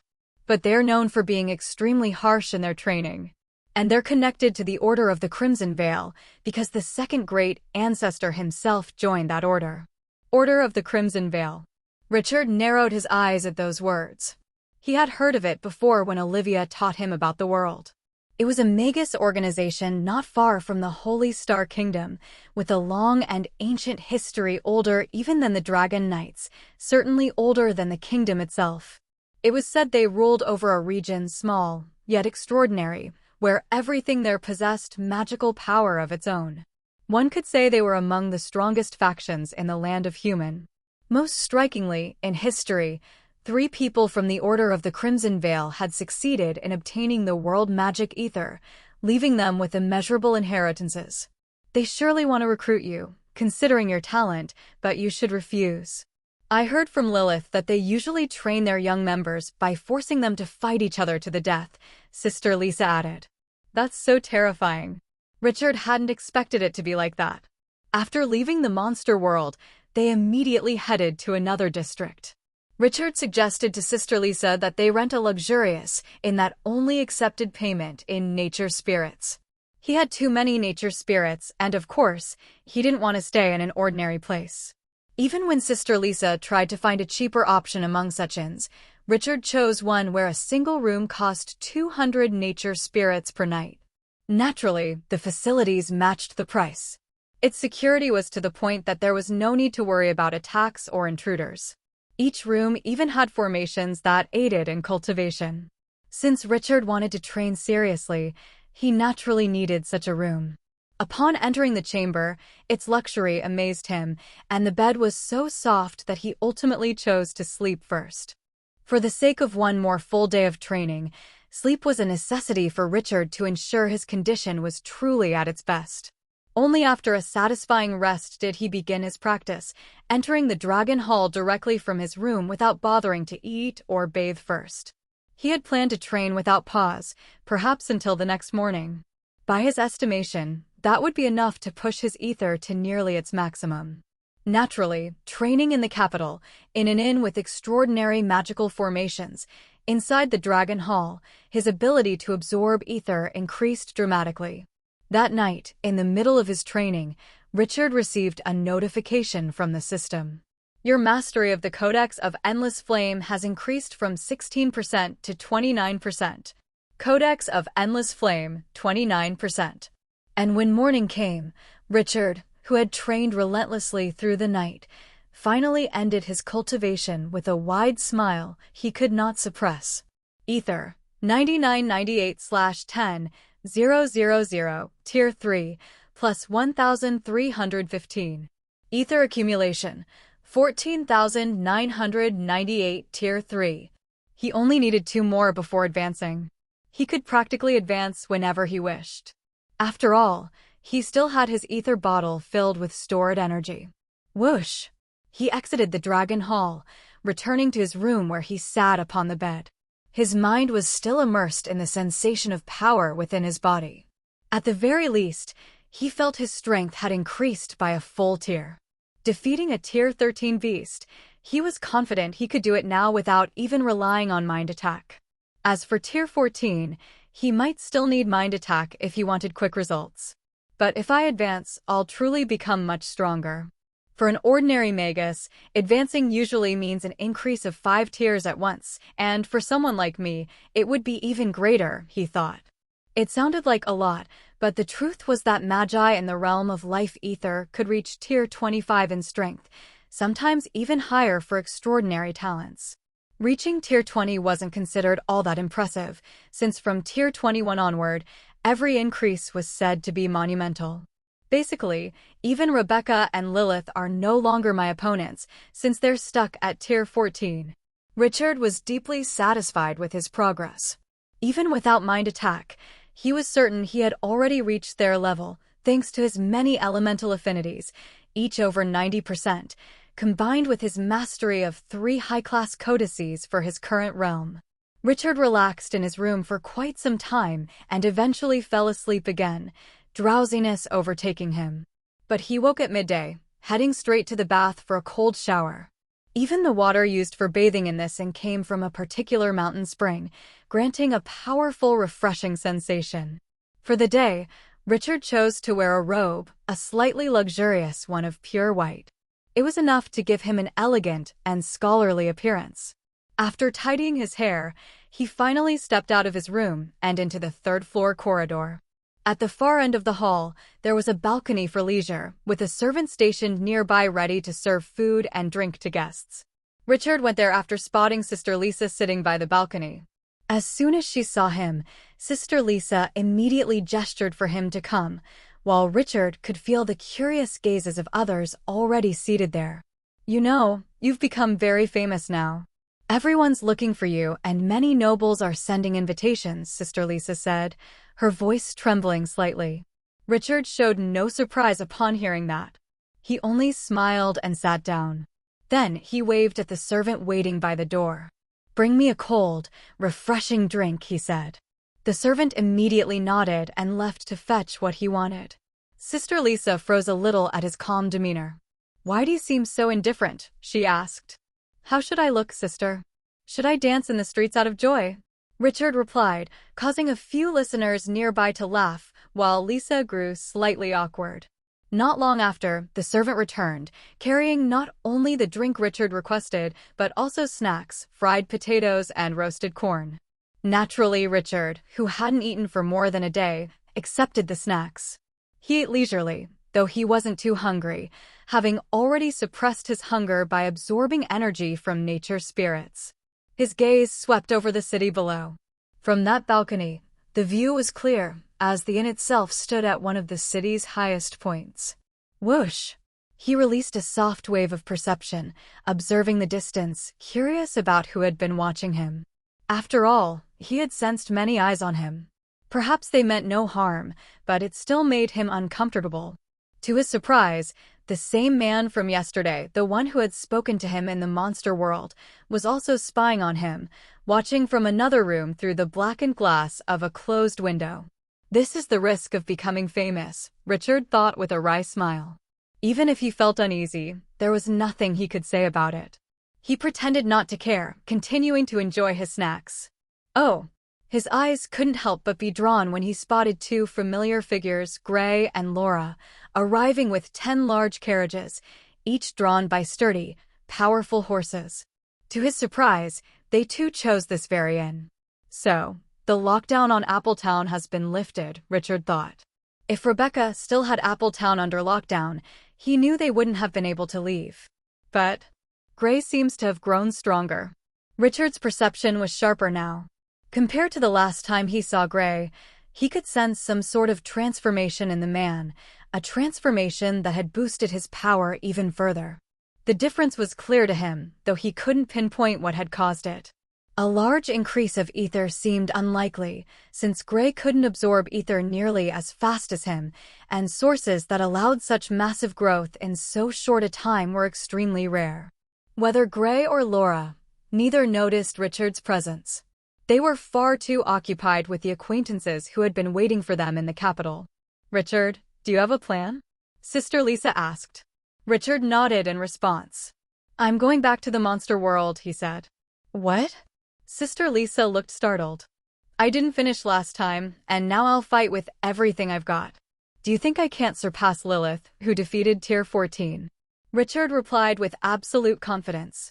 Monster World. Richard returned and found more people. He came in an unassuming manner, yet it seemed the residents of the capital already had sharp instincts toward extraordinary figures. He received countless stares in a short span of time. "Is that him?" Someone who hadn't seen Richard directly wondered. "Yes," replied one who had. "He's truly in the ethereal realm? Even defeated a Tier 12 primordial beast." "Yes, I saw it myself." "He's truly that young? My artifact can't possibly be wrong."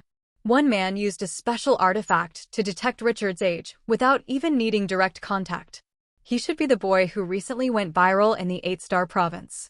But it's hard to believe some random boy could possess such immense talent. He must have a particular background. That's right. Even though many famous figures started untalented, their achievements came from accumulated luck. But to be this young, it must be innate talent inherited from some clan lineage. Richard heard every word, his sharp hearing catching it all. Even though the final tournament of the entire kingdom was so near, the spotlight seemed to be shifting onto him. As he, followed by Sister Lisa, entered the monster world, people instinctively stepped aside to make way for him. No one dared to be rude, only admiration lingered. And they wanted to see him act once more. Richard's gaze swept over the Tier 16 and 17 portals. He felt no need to go through the Tier 15 portal. Compared to the others, the Tier 16 portals numbered only 3 lion, wolf, and rat, each colored crimson.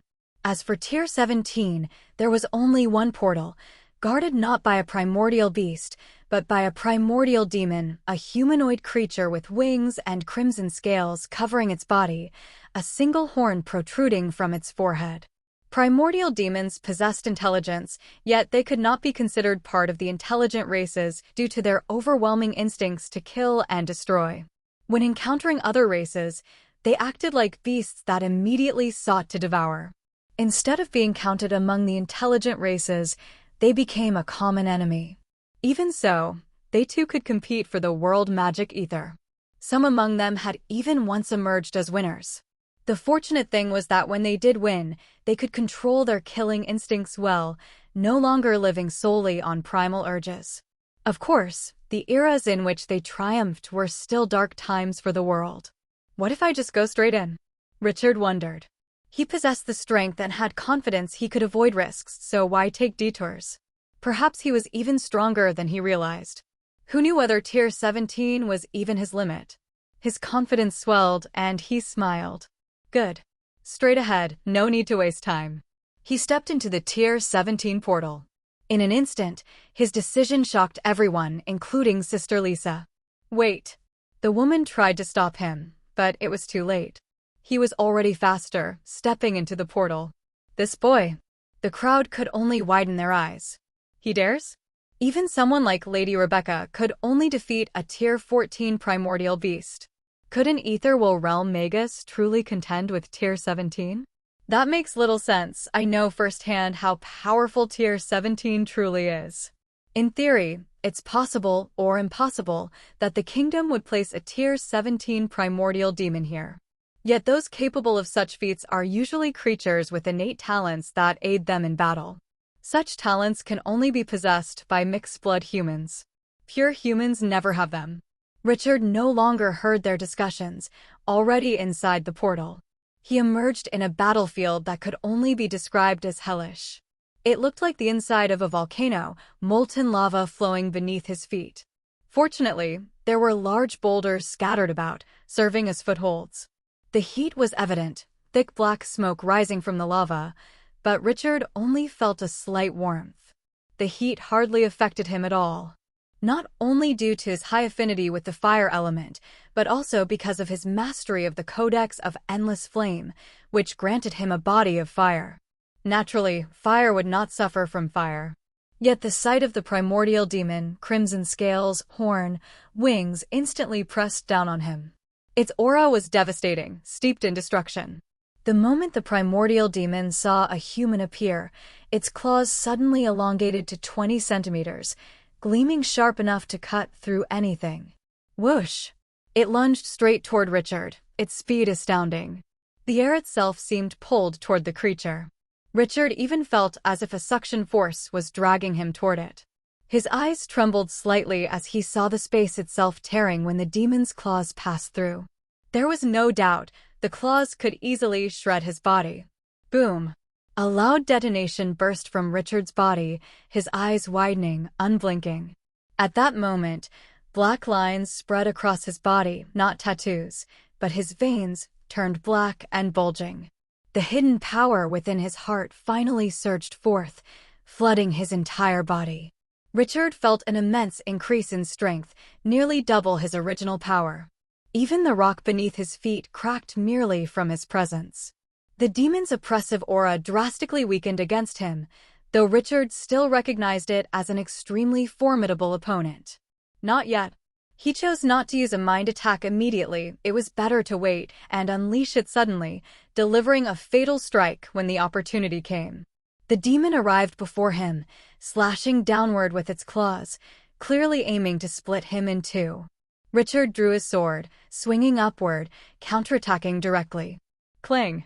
A deafening metallic clash rang out, sparks erupting. The demon's claws were like steel, its force crushing. Richard's sword trembled, his body forced downward. Crack! The stone beneath him shattered. But then, the demon's mouth suddenly stretched wide open, revealing rows of teeth like iron spikes. Human die. The primordial demon actually spoke, attempting to devour his head whole. Its voice was rasping, terrifying. Richard struggled to evade, pressured heavily by the demon's claw pinning him down. The force pressed his body mercilessly. Unable to dodge, Richard could only use another trick. Fortunately, he never lacked tricks. A massive shadow gorilla appeared at his side, its fist nearly the size of a human body. Bang! The shadow gorilla struck out with its hand, faster than the demon primordial itself. The creature was instantly sent flying as the gorilla's enormous fist crashed into it. And it wasn't just one shadow gorilla that appeared. 10 of them manifested simultaneously around Richard. They all lunged toward the demon primordial as it was hurled back. Relying on their colossal bodies, they seized the demon, which of course struggled fiercely to break free. The primordial demon's physique was indeed formidable. Only because of the gorilla's massive size could they barely restrain it. Of course, restraining wasn't Richard's true goal. Click! He snapped his fingers, and in that instant the shadow gorillas began to swell. Boom! Boom! Boom! They exploded all at once, releasing massive amounts of lightning and darkness that consumed a radius of dozens of meters, obliterating everything within. The detonations were so thunderous that they echoed out from the hidden dimension, reaching the ears of the spectators outside. From the very start of the battle, everyone could only be stunned. None had expected Richard to actually contend with a Tier 17 primordial demon. With power like this, he could basically compete with the top geniuses from the other provinces, someone said.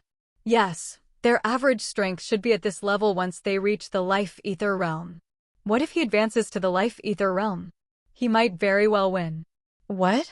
Are those shadow monsters? They look similar to the arcane art of the Moonshadow clan. That's right. I once saw a battle recording of Lady Rebecca in her youth. She also had shadow monsters like these. As the explosions of darkness and lightning erupted, everyone's eyes trembled. He's truly using the arcane art of the Moonshadow clan. In the capital, countless descendants of noble clans were present. They were educated, knowledgeable. They recognized abilities from various clans. How could they fail to recognize one from the Moonshadow clan? Is he from the Moonshadow clan? Many wondered aloud. It doesn't seem like anyone like him exists in that clan. There's no way they could have hidden him, right? Richard didn't know the spectators were outside debating the arcane arts he wielded. Of course, he had anticipated that using both arts would spark countless questions.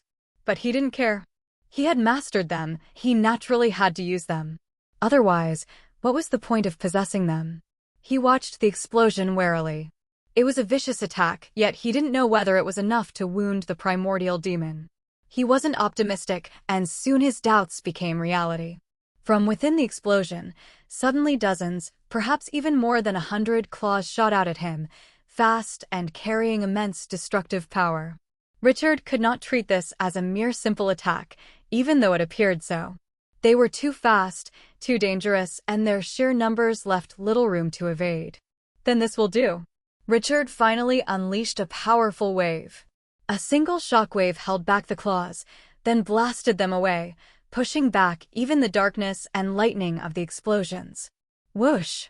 He saw the primordial demon flap its wings, leaping into the air. Several wounds marred its body where some scales had been blown off, but such injuries hardly counted. The demon could easily regenerate the shattered scales. Perhaps elemental attacks aren't so effective against it, Richard thought. With its scales, the demon was likely more vulnerable to physical strikes or something piercing. If I could land a dragon fist. Richard planned the strike, but it was no simple feat in terms of agility. How could he possibly match a winged primordial demon? Then suddenly, the demon opened its mouth again. Buzz. Its mouth spewed out a strange substance, like fire, yet not fire, crimson in color. Even Richard sensed it was closer to stomach acid, carrying the ability to dissolve anything. Humph. Richard responded by opening his own mouth. Buzz. A blindingly radiant flame spewed forth. It wasn't necessary for him to breathe fire this way, but it was the best method for unleashing a more forceful burst. Still, his flames were smaller than the demon stream. He couldn't make them larger, as in terms of energy, he was still at a disadvantage. Boom! A violent explosion rang out as flame and liquid collided, clashing and producing a green smoke that seemed capable of melting flesh. Though Richard's fire was smaller, the result was balanced, showing the immense superiority of its quality. Richard narrowed his eyes slightly, locking onto the demon's gaze. Behind him, the shadow of a massive black dragon emerged. It formed from his will to roar. Roar! A deafening roar tore from his mouth, so powerful that it shook the battlefield projection outside, startling all who watched. Inside the battle zone, space itself quaked violently. The demon's crimson liquid was shattered, and Richard's flames surged forward, engulfing the primordial demon in a torrent of fire. What if I used sacred fire? Sacred fire. It bore no heat, yet could burn away all forms of evil. And the primordial demon was evil itself. Richard believed it would be a fatal strike against it. Previously, he had not gotten the chance to launch an attack that would definitely hit the primordial demon. Now was the perfect chance to use sacred fire, with the demon submerged in his flames. At once, the flames pouring from his mouth shifted from radiant crimson to a calm, white fire. Swish! The white flame instantly surged into a massive wave. Aghai! A hoarse scream suddenly echoed from within the blaze, followed by a violent lurch to the side. Through the raging fire, Richard could faintly see the shadow of the primordial demon struggling to escape the holy flames. It was clearly suffering enough to cry out in agony. Yet the white fire had already marked the demon as its target, burning relentlessly. Even without Richard's control, the holy flame moved of its own accord, chasing after the primordial demon. This is the chance. Richard's eyes gleamed as he unleashed a mind attack. It was the perfect moment to weaken the primordial demon. Mind attack could not be avoided, only resisted. And it could reach any distance in an instant, as long as it was within his line of sight. When the primordial demon was struck by the mind attack, its wings suddenly stopped flapping while its eyes widened in shock. It was as if it was struggling to control its wings because it had to divide its strength to withstand the mind attack. Bang! It crashed into a massive boulder. From almost escaping the holy flame, it was now swallowed by it once again. The only thing it could rely on was releasing a crimson light from its body to resist the holy flame, but even that crimson light could not completely hold it back. Holes continuously appeared, allowing the holy flame to seep in and purify the evil within its body. The effect was even more shocking than Richard had anticipated. The holy flame easily tore apart the primordial demon's scales, leaving only its flesh behind, and even that flesh peeled away from its body. This one was truly weak before the holy flame. Time for the final strike. Richard wanted the primordial demon to die faster, and that could only happen if he unleashed another truly fatal attack. What would it be? He pondered before choosing to charge directly, acting on his own with his sword. He coated his sword with holy flame without mixing it with any other element. But the hand holding the sword was his dragon fist, ensuring that the force of his slash would be far stronger. Whoosh! He swung his sword from the air, unleashing a slash of holy fire nearly 10 meters long, slicing through the air before striking the primordial demon's chest. The result was not merely its chest being split, it was cleaved entirely in two, its body separated down the middle. The spectators outside could only watch in awe, gasping in disbelief. Is this boy human or a monster? His power is terrifying, but how can he possess such a wide variety of abilities? Look, the primordial demon clearly weakened all of a sudden when it tried to flee. The same thing happened with the serpent he fought first. Right, it seems he has some sort of ability to weaken his opponents. And he can even greatly amplify his own strength. This is clearly a hidden power. Richard had no idea just how shocked the spectators were. He had just landed after delivering the strike, immediately deactivating the hidden power in his heart, for when it was active, even his heartbeat felt like it was pounding uncontrollably. He wasn't that exhausted, but he still felt the need to take several deep breaths to calm himself. Congratulations on defeating the Tier 17 primordial demon in the realm of Ether Will. You are also considered to have defeated all tiers below Tier 17. Here is the list of rewards you will receive. Become the absolute ruler of a major city equivalent to a provincial capital. Richard was immediately stunned when he read the first reward. The absolute ruler of a province. This was truly too much. Of course, for someone like him who pursued individual strength, this was not something he would choose. Who knew whether the province the kingdom would grant was even worth anything? His eyes scanned the remaining 3 rewards. Wait. He suddenly realized something was wrong with his assumption. What he had just read was still etched clearly in his memory. A list of rewards you will receive, not a list of rewards you can choose from. Didn't that mean he would receive every reward on the list? Tier 4 weapon. Flying magic vehicle. Power silver ring 10%. Black rose of darkness. When Richard finished reading everything, a ring suddenly materialized in front of him. He snatched it faster than lightning, instantly mesmerized by its contents. Of course, he immediately hid the ring. He had to admit, the kingdom was indeed extremely wealthy. Such incredible treasures were merely given as rewards for the challenges they designed.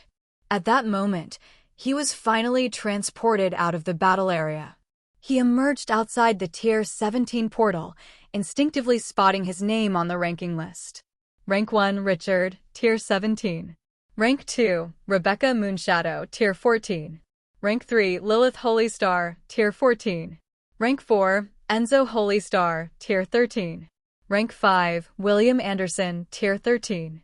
He had reached first place, and at least within this kingdom, it seemed unlikely that anyone could match his rank.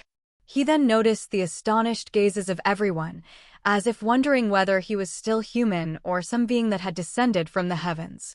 Sister Lisa, let's go. Richard was too lazy to linger in the monster world. He just wanted to leave. When he took a step, the path immediately cleared for him. No one dared to be the reason his way was blocked. His talent was too overwhelming. People feared his background was equally as terrifying. If that were the case, wouldn't it mean he could run rampant, whether in the skies or on the ground? But unexpectedly for Richard, someone still stepped in to block his way, the man in the black robe from earlier. Boy, the man called out before Richard even stopped walking. What? Richard immediately responded as he halted. Of course, he was somewhat wary of him. The Dark Star Legion was not worth mentioning, but apparently it was a force controlled by the Order of the Crimson Veil. Dealing with that faction, Richard was concerned it would become troublesome. Come with me, someone important wants to meet you, the man replied. Someone important? Who? Richard couldn't help but ask. Don't ask too many questions. Richard.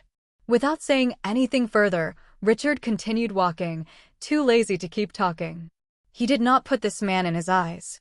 If he advanced his realm to life ether, he was confident he could beat him. It was just that this man seemed to carry himself with great arrogance. Boy, how could the man not be angry at being ignored? However, before he could do anything to stop him, a beautiful woman suddenly appeared at Richard's side. Her sudden appearance caused an uproar, for her beauty enchanted every eye that fell upon her. She was so graceful in her long blue gown, her blonde hair elegantly tied up. The bright star diamond necklace at her neck only enhanced her charm, making gazing at her feel as dazzling as staring at the sun. Your Highness Lilith. Those who recognized her quickly bowed, and even for those seeing her for the first time, her name was enough for them to realize who she was. They too bowed respectfully, carefully controlling their gazes so as not to appear improper. The man in the black robe instinctively took a step back when he saw Lilith, and the latter smirked at him. Have you become a tyrant now, Austin? She said with a soft chuckle. Your Highness. The man immediately greeted Lilith with respect. Richard is my friend. You'd better not try anything strange with him, Lilith said. Hearing that, the man glanced back at Richard, his expression difficult to control. However, in front of Lilith, he clearly didn't dare to argue. He could only nod before leaving. Richard drew even more attention. Being friends with the princess at the very least showed that he was not someone who could be oppressed by just anyone. Lilith gestured for Richard and Lisa to follow her, and they did. Boy, you really know how to stir up trouble, Lilith said to Richard. I only followed the challenge, Richard replied casually. Sister Lilith, who is that man? He then asked. First, remember not to call me that in the capital. Call me Your Highness like everyone else, or you'll face punishment from the kingdom. Richard. Hearing her words, Richard could only fall silent.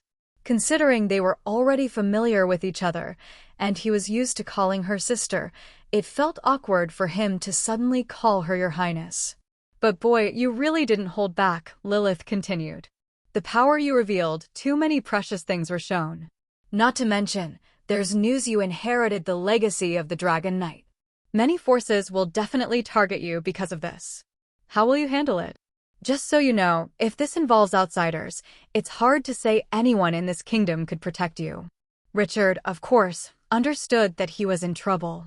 However, everything had already happened. Even if he went back to the past, he would still do the same thing. And he didn't say anything in response, so Lilith, waiting for an answer, simply rolled her eyes. So. Suddenly, a group of sky armor knights on horseback arrived.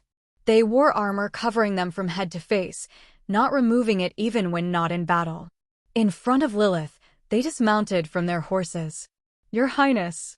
They all greeted Lilith, and then their captain said, Your Highness, the king wants you to bring Richard to the palace.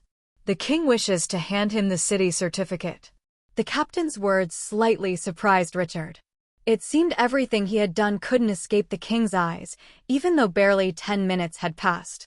Well, boy, do you want to go to the palace now? Lilith asked Richard. Of course. Richard nodded. He was somewhat curious about the palace, and naturally, he wouldn't reject a city being granted to him. He just didn't know where that city would be located. For that, he didn't expect too much. After Richard nodded, the knight captain suddenly pulled out a large silver carriage adorned with a star emblem. 2 knights then harnessed horses to the carriage. Get in, Lilith said to Richard. She boarded the carriage first. Following behind her, Richard was left astonished by its interior, far too luxurious. Though closed off, the inside was lit by crystal lamps, furnished with 2 sofas facing each other, and between them stood a small table complete with a variety of fruits. Richard sat on the back sofa with Lisa beside him, while Lilith sat opposite them, crossing her long snow-white legs. As he sat, Richard was preoccupied with his own thoughts, so he wasn't distracted by Lilith's rather tempting posture. His eyes fell on his statistics, realizing it was better for him to advance right now to be more prepared for whatever sudden challenges might come. He only needed 2 ether, and he could even absorb them himself. Lilith seemed like she wanted to speak again, but Richard had already begun absorbing ether. In this city, the time he needed to absorb 2 ether was astonishingly short. Ether, 10,000/10,000, Tier 3 plus 2. Ether accumulation, 15,000 Tier 3. Ding! You have successfully accumulated 10,000 ether and possess a complete ether framework, allowing evolution for your ether. Richard received the notification and transformation immediately began within his body. All of his ether trembled violently, yet his body itself remained calm, only starting to exude a more oppressive aura. Lilith raised her eyebrows as she watched, while Lisa began to struggle to breathe. Sitting beside Richard, she was unintentionally suppressed by the aura. Lilith quickly released her own power to envelop Richard's body, preventing the aura from spreading further. Status. Name, Richard. Magic Realm, Life Ether. Ether, 0/20,000, Tier 3. Ether accumulation, 15,000 Tier 3. Soul, Black Heart Soul. Black Heart Hidden Power, 10,000/25,000. Richard's statistics had changed, though the process itself was still ongoing. His ether began to live within his body. They were still bound to him, but controlling them no longer required constant effort. He only needed to give orders, and they knew what to do. It was much simpler. Of course, life ether was 3 times stronger than ordinary ether. Even though he had only gained 2 ether, the increase in his strength was drastic, as though his ether had tripled. If he were to fight the primordial demon again, he could practically defeat it with a single strike. I might already be close to most peak life ether magi, Richard thought. With no overwhelming phenomenon marking his advancement, he remained calm, as though nothing had happened. However, when he opened his eyes and looked at Lilith, he found her gaze complicated. Who knew what she was thinking? Perhaps, for her, it was simply too hard to believe that a boy could reach the life ether realm. Ding! To advance to the next realm, the world realm, you must not only accumulate ether, but also become one with the world. Richard received another notification from the system. This time, he slightly furrowed his brows, even though he already knew this was the requirement to advance to the next realm. Becoming one with the world meant that afterward, a person was no longer just a being living upon it. They would be part of the world itself. This was a truly monumental transformation. By becoming part of the world, one's power reached a completely different level, an overwhelmingly immense level. One could fly or live within water. In fact, there would no longer be a need for air or even food. Even sleep would no longer matter as long as energy remained within the body. But how exactly did one become one with the world? It was something extremely complex, requiring a deep understanding of both oneself and the world. The difficulty was unimaginable. Countless geniuses were ultimately trapped for decades in the life ether realm, unable to become one with the world. Of course, Richard could not claim he could become one with the world in a short time. He didn't know whether the system would help him in this matter, but this was probably the same as gathering the ether bones. He would have to struggle on his own, since it wasn't something included in the system's statistics. For Richard, who wasn't even accustomed to using his own talents, he truly had no confidence. If he were to be stuck in this realm forever, then he would become the laughingstock of the entire world. He looked at Lilith again and gave her a faint smile. "Boy, don't get too full of yourself yet. Your path is still long, and right now I can still cripple you with a single move," Lilith said. Perhaps she took Richard's smile as arrogance. But Richard simply kept smiling. At least for now, the world was still spinning around him. Why shouldn't he be proud? Casually, he picked up an apple from the table and bit into it. It turned out to be incredibly sweet, filled with thick, rich juice. It was the most delicious apple he had ever eaten. By the time he finished the apple, the carriage finally came to a halt. "Let's go." Lilith waved her hand and stepped out first. When Richard followed her out of the carriage, he was slightly surprised to see that the ground below was covered in neatly trimmed grass, like a soccer field. Then he was left in awe as his eyes fell on the massive silver palace not far ahead, the same one he had seen the previous night from inside the flying magic vehicle.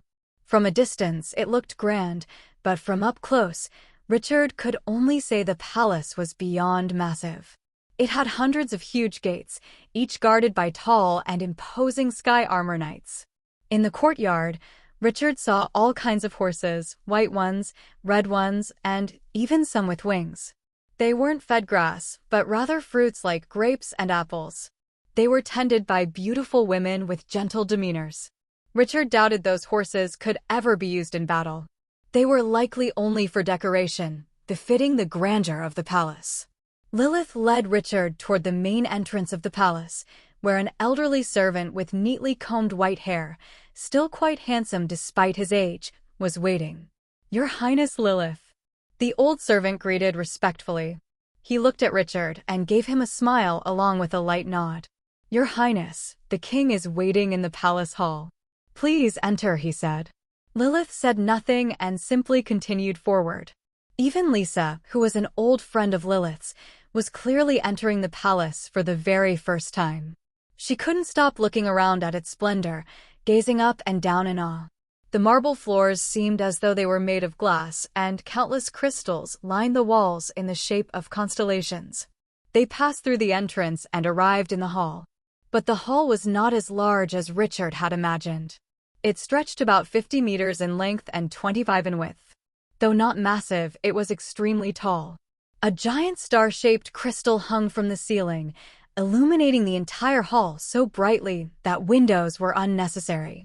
Richard couldn't help but wonder how the palace was divided into rooms if the main hall was this size, despite the overall building being so colossal. His gaze quickly fell upon the grand throne at the far end of the hall. Seated there was a middle-aged man with blonde hair, radiating authority. His presence was imposing, with sharp eyes that seemed to blink rarely. Yet his clothing wasn't extravagant. He wore no crown, only a plain white robe embroidered with a few star patterns. This was undoubtedly the king of the Holy Star Kingdom, Enzo Holy Star. Of course, he had not attained his position simply by being the son of the previous king. He had many brothers, each one a rival.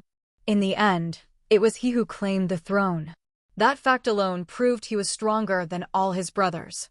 And he was not alone. Richard saw a stunningly beautiful, middle-aged woman with curly red hair standing beside him, accompanied by a young boy of 7 or 8 years with the same red hair. They stood beside the king's throne. The Red Star Empress. Richard guessed her identity. She, too, was a member of the royal family. The king may have had many women, but she was the only official queen. She wielded great influence in the kingdom, her power nearly equal to her husband's. Richard glanced at Lilith, curious to see her reaction upon meeting them. But, to his surprise, she seemed relaxed. He had thought she might hold a grudge, considering she had been cast out as a child and forced to grow up far from the capital. Richard knew it was impossible that the king and empress hadn't played a part in that. Then he turned his attention to the red-haired boy. He was the same age as Richard, and so Richard suspected he was the little prince Lilith wanted dead. Though still young, Richard realized the boy was already in the ethereal realm, though likely only at the beginning stage. This meant he was of high talent. For the kingdom, filling his ether would not be difficult.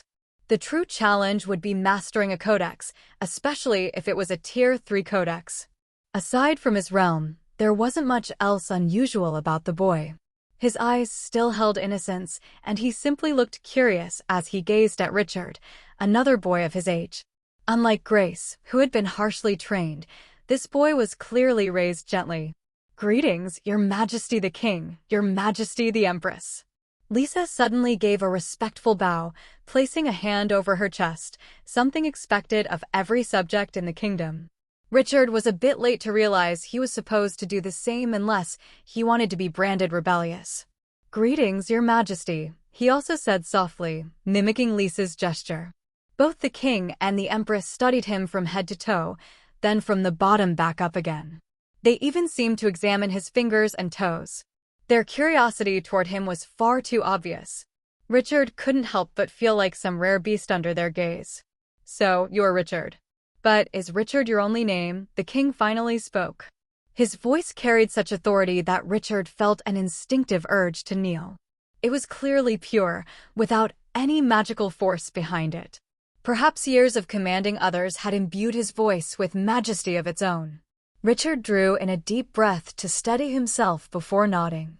"Yes, I am Richard, and that is my only name, as I grew up in an orphanage," he replied. "Father, Richard can be considered half my disciple. I hope you grant him a good city." Lilith suddenly spoke right after Richard had finished. Her tone was casual, yet it also showed that not even the king could pressure her. Since she had changed the topic so abruptly, Richard thought she might be signaling the king not to ask too many questions. "Very well," the king replied without hesitation. "I will allow him to choose from among the list of cities that have been prepared as rewards." After saying that, the king waved to the old servant who had welcomed them earlier and had followed them into the hall. "Sir Richard, there are 5 cities you may choose from. While none of them are provincial capitals, their scale is equal to such cities. Please take a look," the old servant said. He simply removed the seal from his ring, and light shone out, forming an energy screen that displayed images of 5 great cities. One city was surrounded by forest. Another was an icy city where snow fell without end. There was a city atop a desert, one by the sea, and even one surrounded by many volcanoes, where the city's rivers mixed with flowing magma. "Sir Richard, the tax revenue from these cities generates nature spirits no less than the provincial capitals. They also lie along heavily traveled routes, so they are always bustling," the old servant continued.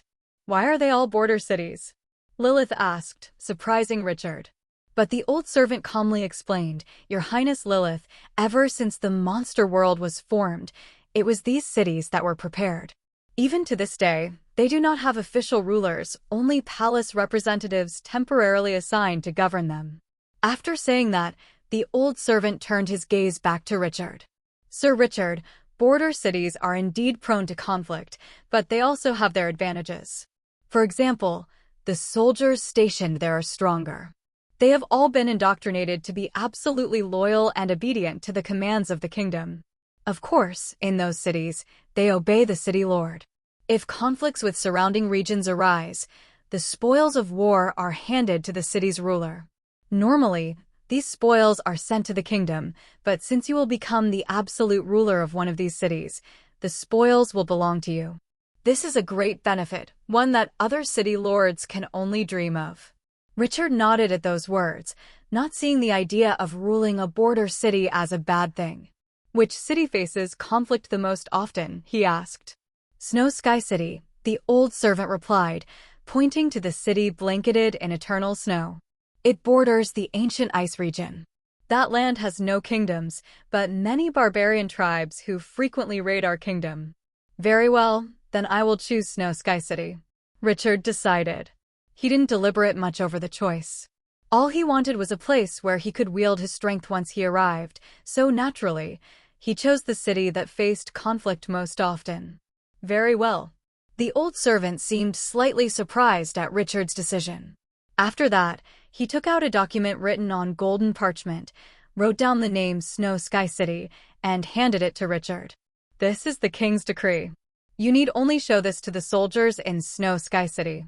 Of course, before you arrive, we will also send word to inform them that you are to be their new ruler, the old servant explained.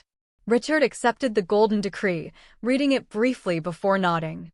It was not something that could be forged, for it carried the faint aura of the royal family. Thank you, he said, moving the document into his storage artifact. There is no need to thank me, thank the king, the old servant replied. However, when Richard looked toward the king, the latter shook his head. No need, no need. This is your rightful due. The laws of the kingdom already stipulate this reward, and you have qualified to receive it. Not even I could prevent you from obtaining it, the king said. Since it's settled, Richard, let's go. Lilith spoke again. After saying that, she took Richard's hand, pulling him forward so that his steps moved on their own. Your Majesty, excuse me. Richard, of course, could not leave the palace without saying something to the king. By now, he was keenly aware that even though Lilith seemed cordial toward her father, things might not be so simple. Perhaps there was hidden enmity between them. Lilith's pace was even faster as she left the palace. Naturally, Lisa only followed quietly. She had no stake in these matters. Aside from paying her respects to the king and queen, she remained silent. Once they reached the palace courtyard, Lilith immediately ushered them into the carriage and ordered a soldier to act as coachman. Where are you staying? Lilith asked Richard. We rented an inn, Richard replied. With a bit of explanation, it was easy enough for Lilith to know the way to the inn. I still have matters to attend to, so you'd best not wander around. You should be safe at the inn, Lilith said once they arrived. Richard simply nodded. Lisa, come with me, Lilith added, startling Lisa. What? Where? She asked in confusion, not expecting to be taken away while Richard was left at the inn. To handle some matters. It will also make you stronger, Lilith replied. Naturally, Lisa became curious at those words. But she also hesitated. Richard, will you be fine on your own at the inn? She asked. What are you worried about, sister? I'm far stronger than you, Richard replied. He had plans to once again absorb power from the black heart of the Dragon Knight. Of course, he wanted solitude. Lisa felt a little embarrassed at Richard's words, while Lilith merely shook her head. This boy is not easily suppressed. Don't worry too much, Lilith said. Lisa unconsciously nodded. In the end, only Richard got out of the carriage. He even leapt straight through the window into his room at the inn. With his current strength, it was truly easy to jump dozens of meters high. Lilith glanced at Richard briefly through the carriage's window before instructing the coachman to drive them away. On the other hand, Lisa grew increasingly curious about their destination, her eyes fixed on Lilith. Unfortunately, Lilith did not seem inclined to reveal their purpose just yet. And if she didn't want to speak, Lisa couldn't force her. Richard entered the dragon hall and touched the black heart in the mouth of the dragon statue. Just like before, he could still absorb the energy within the heart, which made him smile, a little worried it might fail. Since it worked, of course it brought him joy. Reaching 25,000, naturally, would not be difficult. Black Heart Hidden Power, 25,000/25,000. In a short time, his black heart was already filled with energy, so he could no longer absorb any more. Although he didn't feel an increase in power since he hadn't activated the heart strength, he was certainly aware that he had become about twice as strong. After that, he relaxed in the Dragon Hall, checking the ring that contained his rewards. There were 4 items inside it, a black sword that seemed to be made of light rather than material. He drew the sword out, immediately sensing its overwhelming power. Its function was similar to his golden sword, except this one was on a completely different level in terms of sharpness. Naturally, it suited him now that his strength had also increased drastically. Still, the one that caught his attention the most was the Power Silver Ring. It had the effect of increasing strength up to the 4th realm. Since the number was 10%, it would raise his power by 10%. Though not as great as the Black Heart, it was still something priceless. Richard took out the ring. Its design looked plain, but when he wore it and activated it, he immediately felt a surge of strength that left him astonished. "Amazing, amazing," he muttered, smiling with satisfaction. After that, the dark black rose appeared in his hand. I didn't expect to obtain it again, Richard thought. Using it a second time, its effects might be halved, but it was still extremely useful to him. Moreover, if he touched the dragon statue in the Dragon Hall, he might still be able to raise his mastery of the Codex of Dragon Emperor to a much higher level. Without further thought, he approached the statue, sat leaning against it, and began burning the dark black rose, inhaling the smoke. In an instant, he lost consciousness. He wasn't even aware of how long he had been out. What he did know was that when he woke up, night had already fallen. Nothing seemed different except that he felt more at ease. His eyes quickly moved to his stats. Codex of Dragon Emperor, 50%. When he saw the number 50%, his back immediately straightened. He looked at the innate arcane arts of the Codex. Innate arcane arts from the Codex of Dragon Emperor. Dragon's Roar. Dragon's Wings. Dragon Transformation locked. They finally unlocked. His eyes gleamed as he stared at Dragon's Wings. What did this mean? It meant that now he could also fly. Even if he advanced to the next realm, the World Realm, Dragon Wings were still extremely useful since every flap could be used to destroy. Dragon Wings might not be the fastest, but they were undoubtedly the strongest. When he focused his mind, he immediately sensed the presence of the wings within his body. Whoosh! A pair of black wings covered in scales sprouted from his back. Each one was even larger than his own body, spanning more than 2 meters wide. They would likely grow larger as he matured. And they were like his own arms and legs, he could move them freely. He flapped them casually, instantly generating a powerful gust of wind. But the most fascinating part was that his body began to rise into the air. At first, he felt awkward, but he quickly adapted. As long as he kept flapping his wings, he could truly continue flying. The only odd thing was the sheer force of the wind his wings produced. Even when flapping slowly, the gust was still too powerful.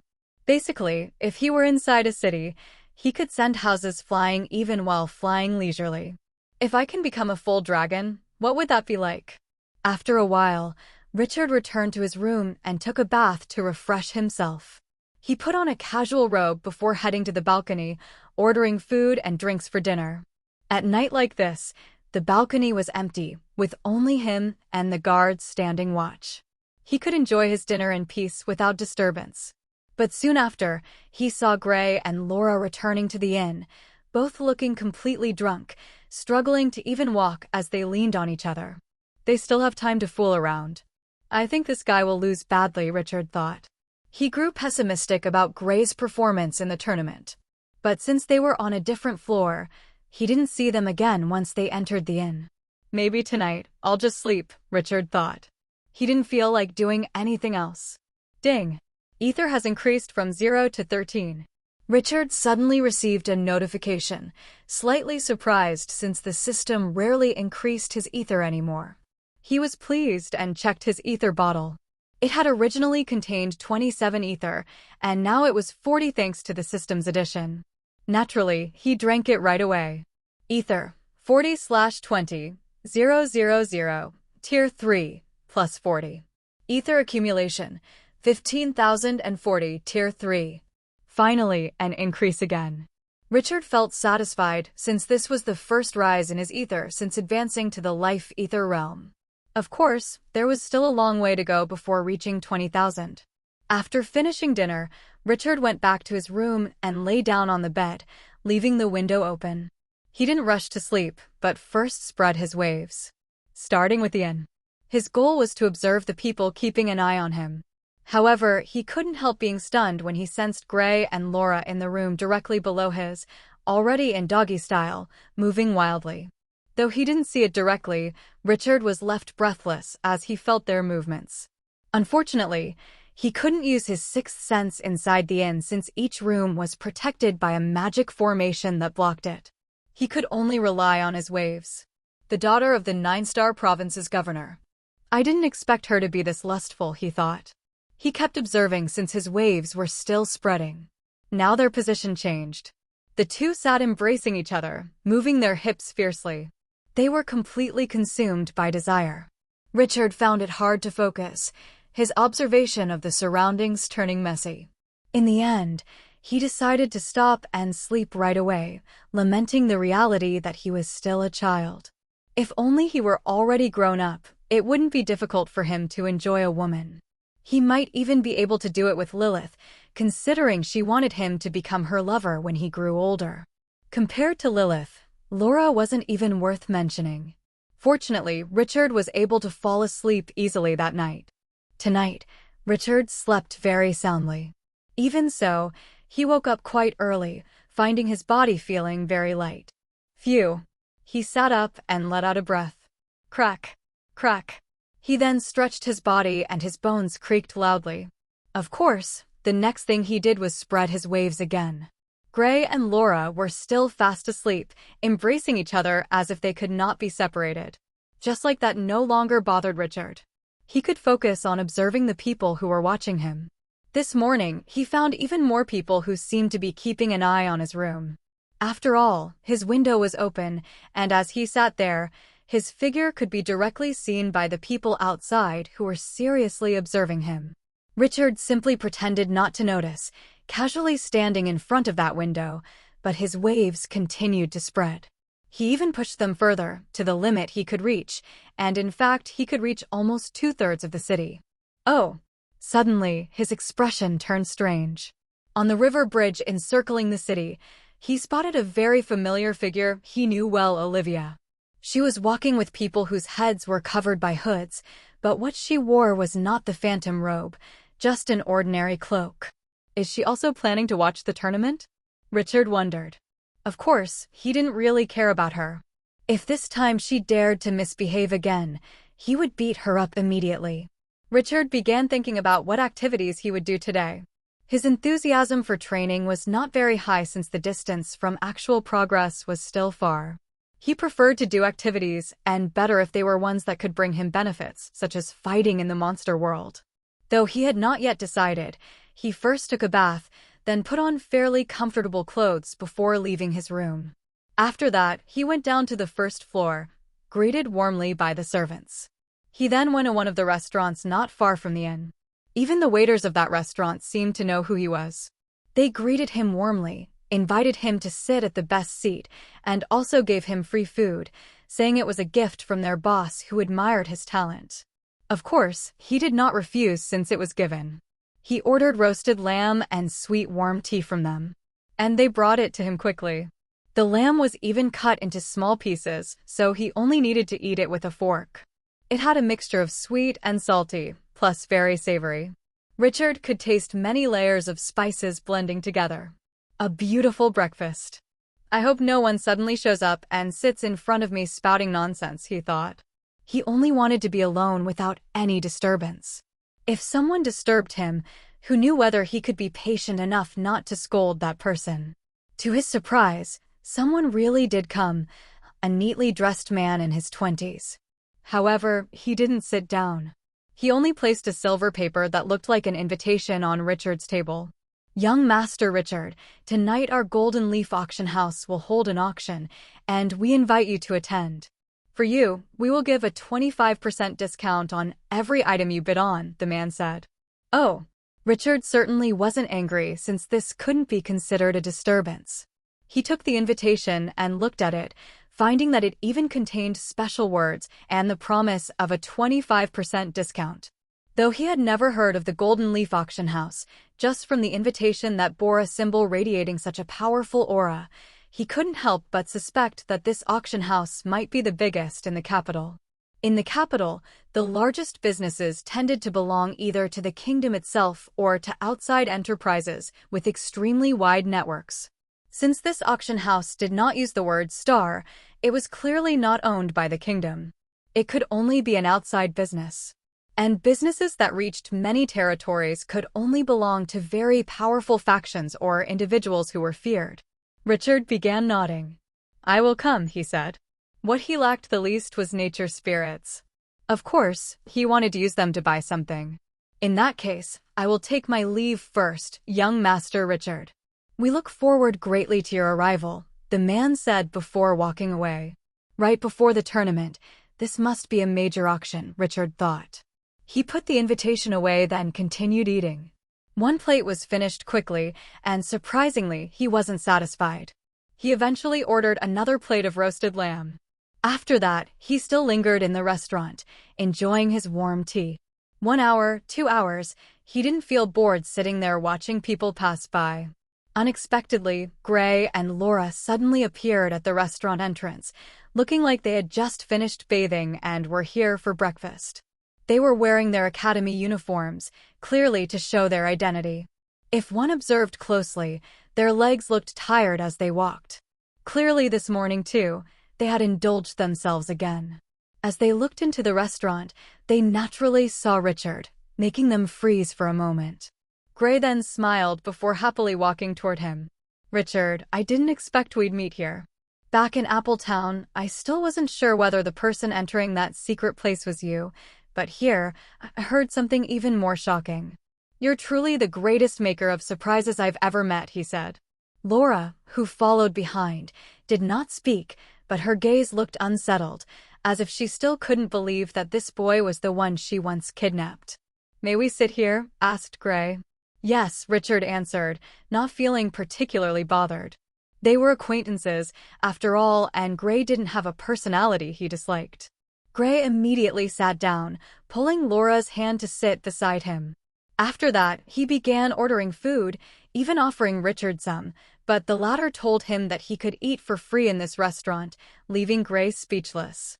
By the way, Richard, tonight there's going to be a big auction. I got an invitation as a tournament participant and can bring a few friends. Are you interested in coming along? Gray asked again. You're not talking about this invitation, are you?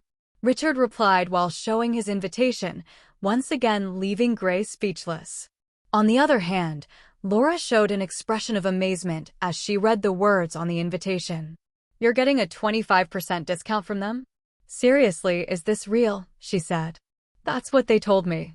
Richard nodded. By the way, what's the background of this auction house? He asked Laura.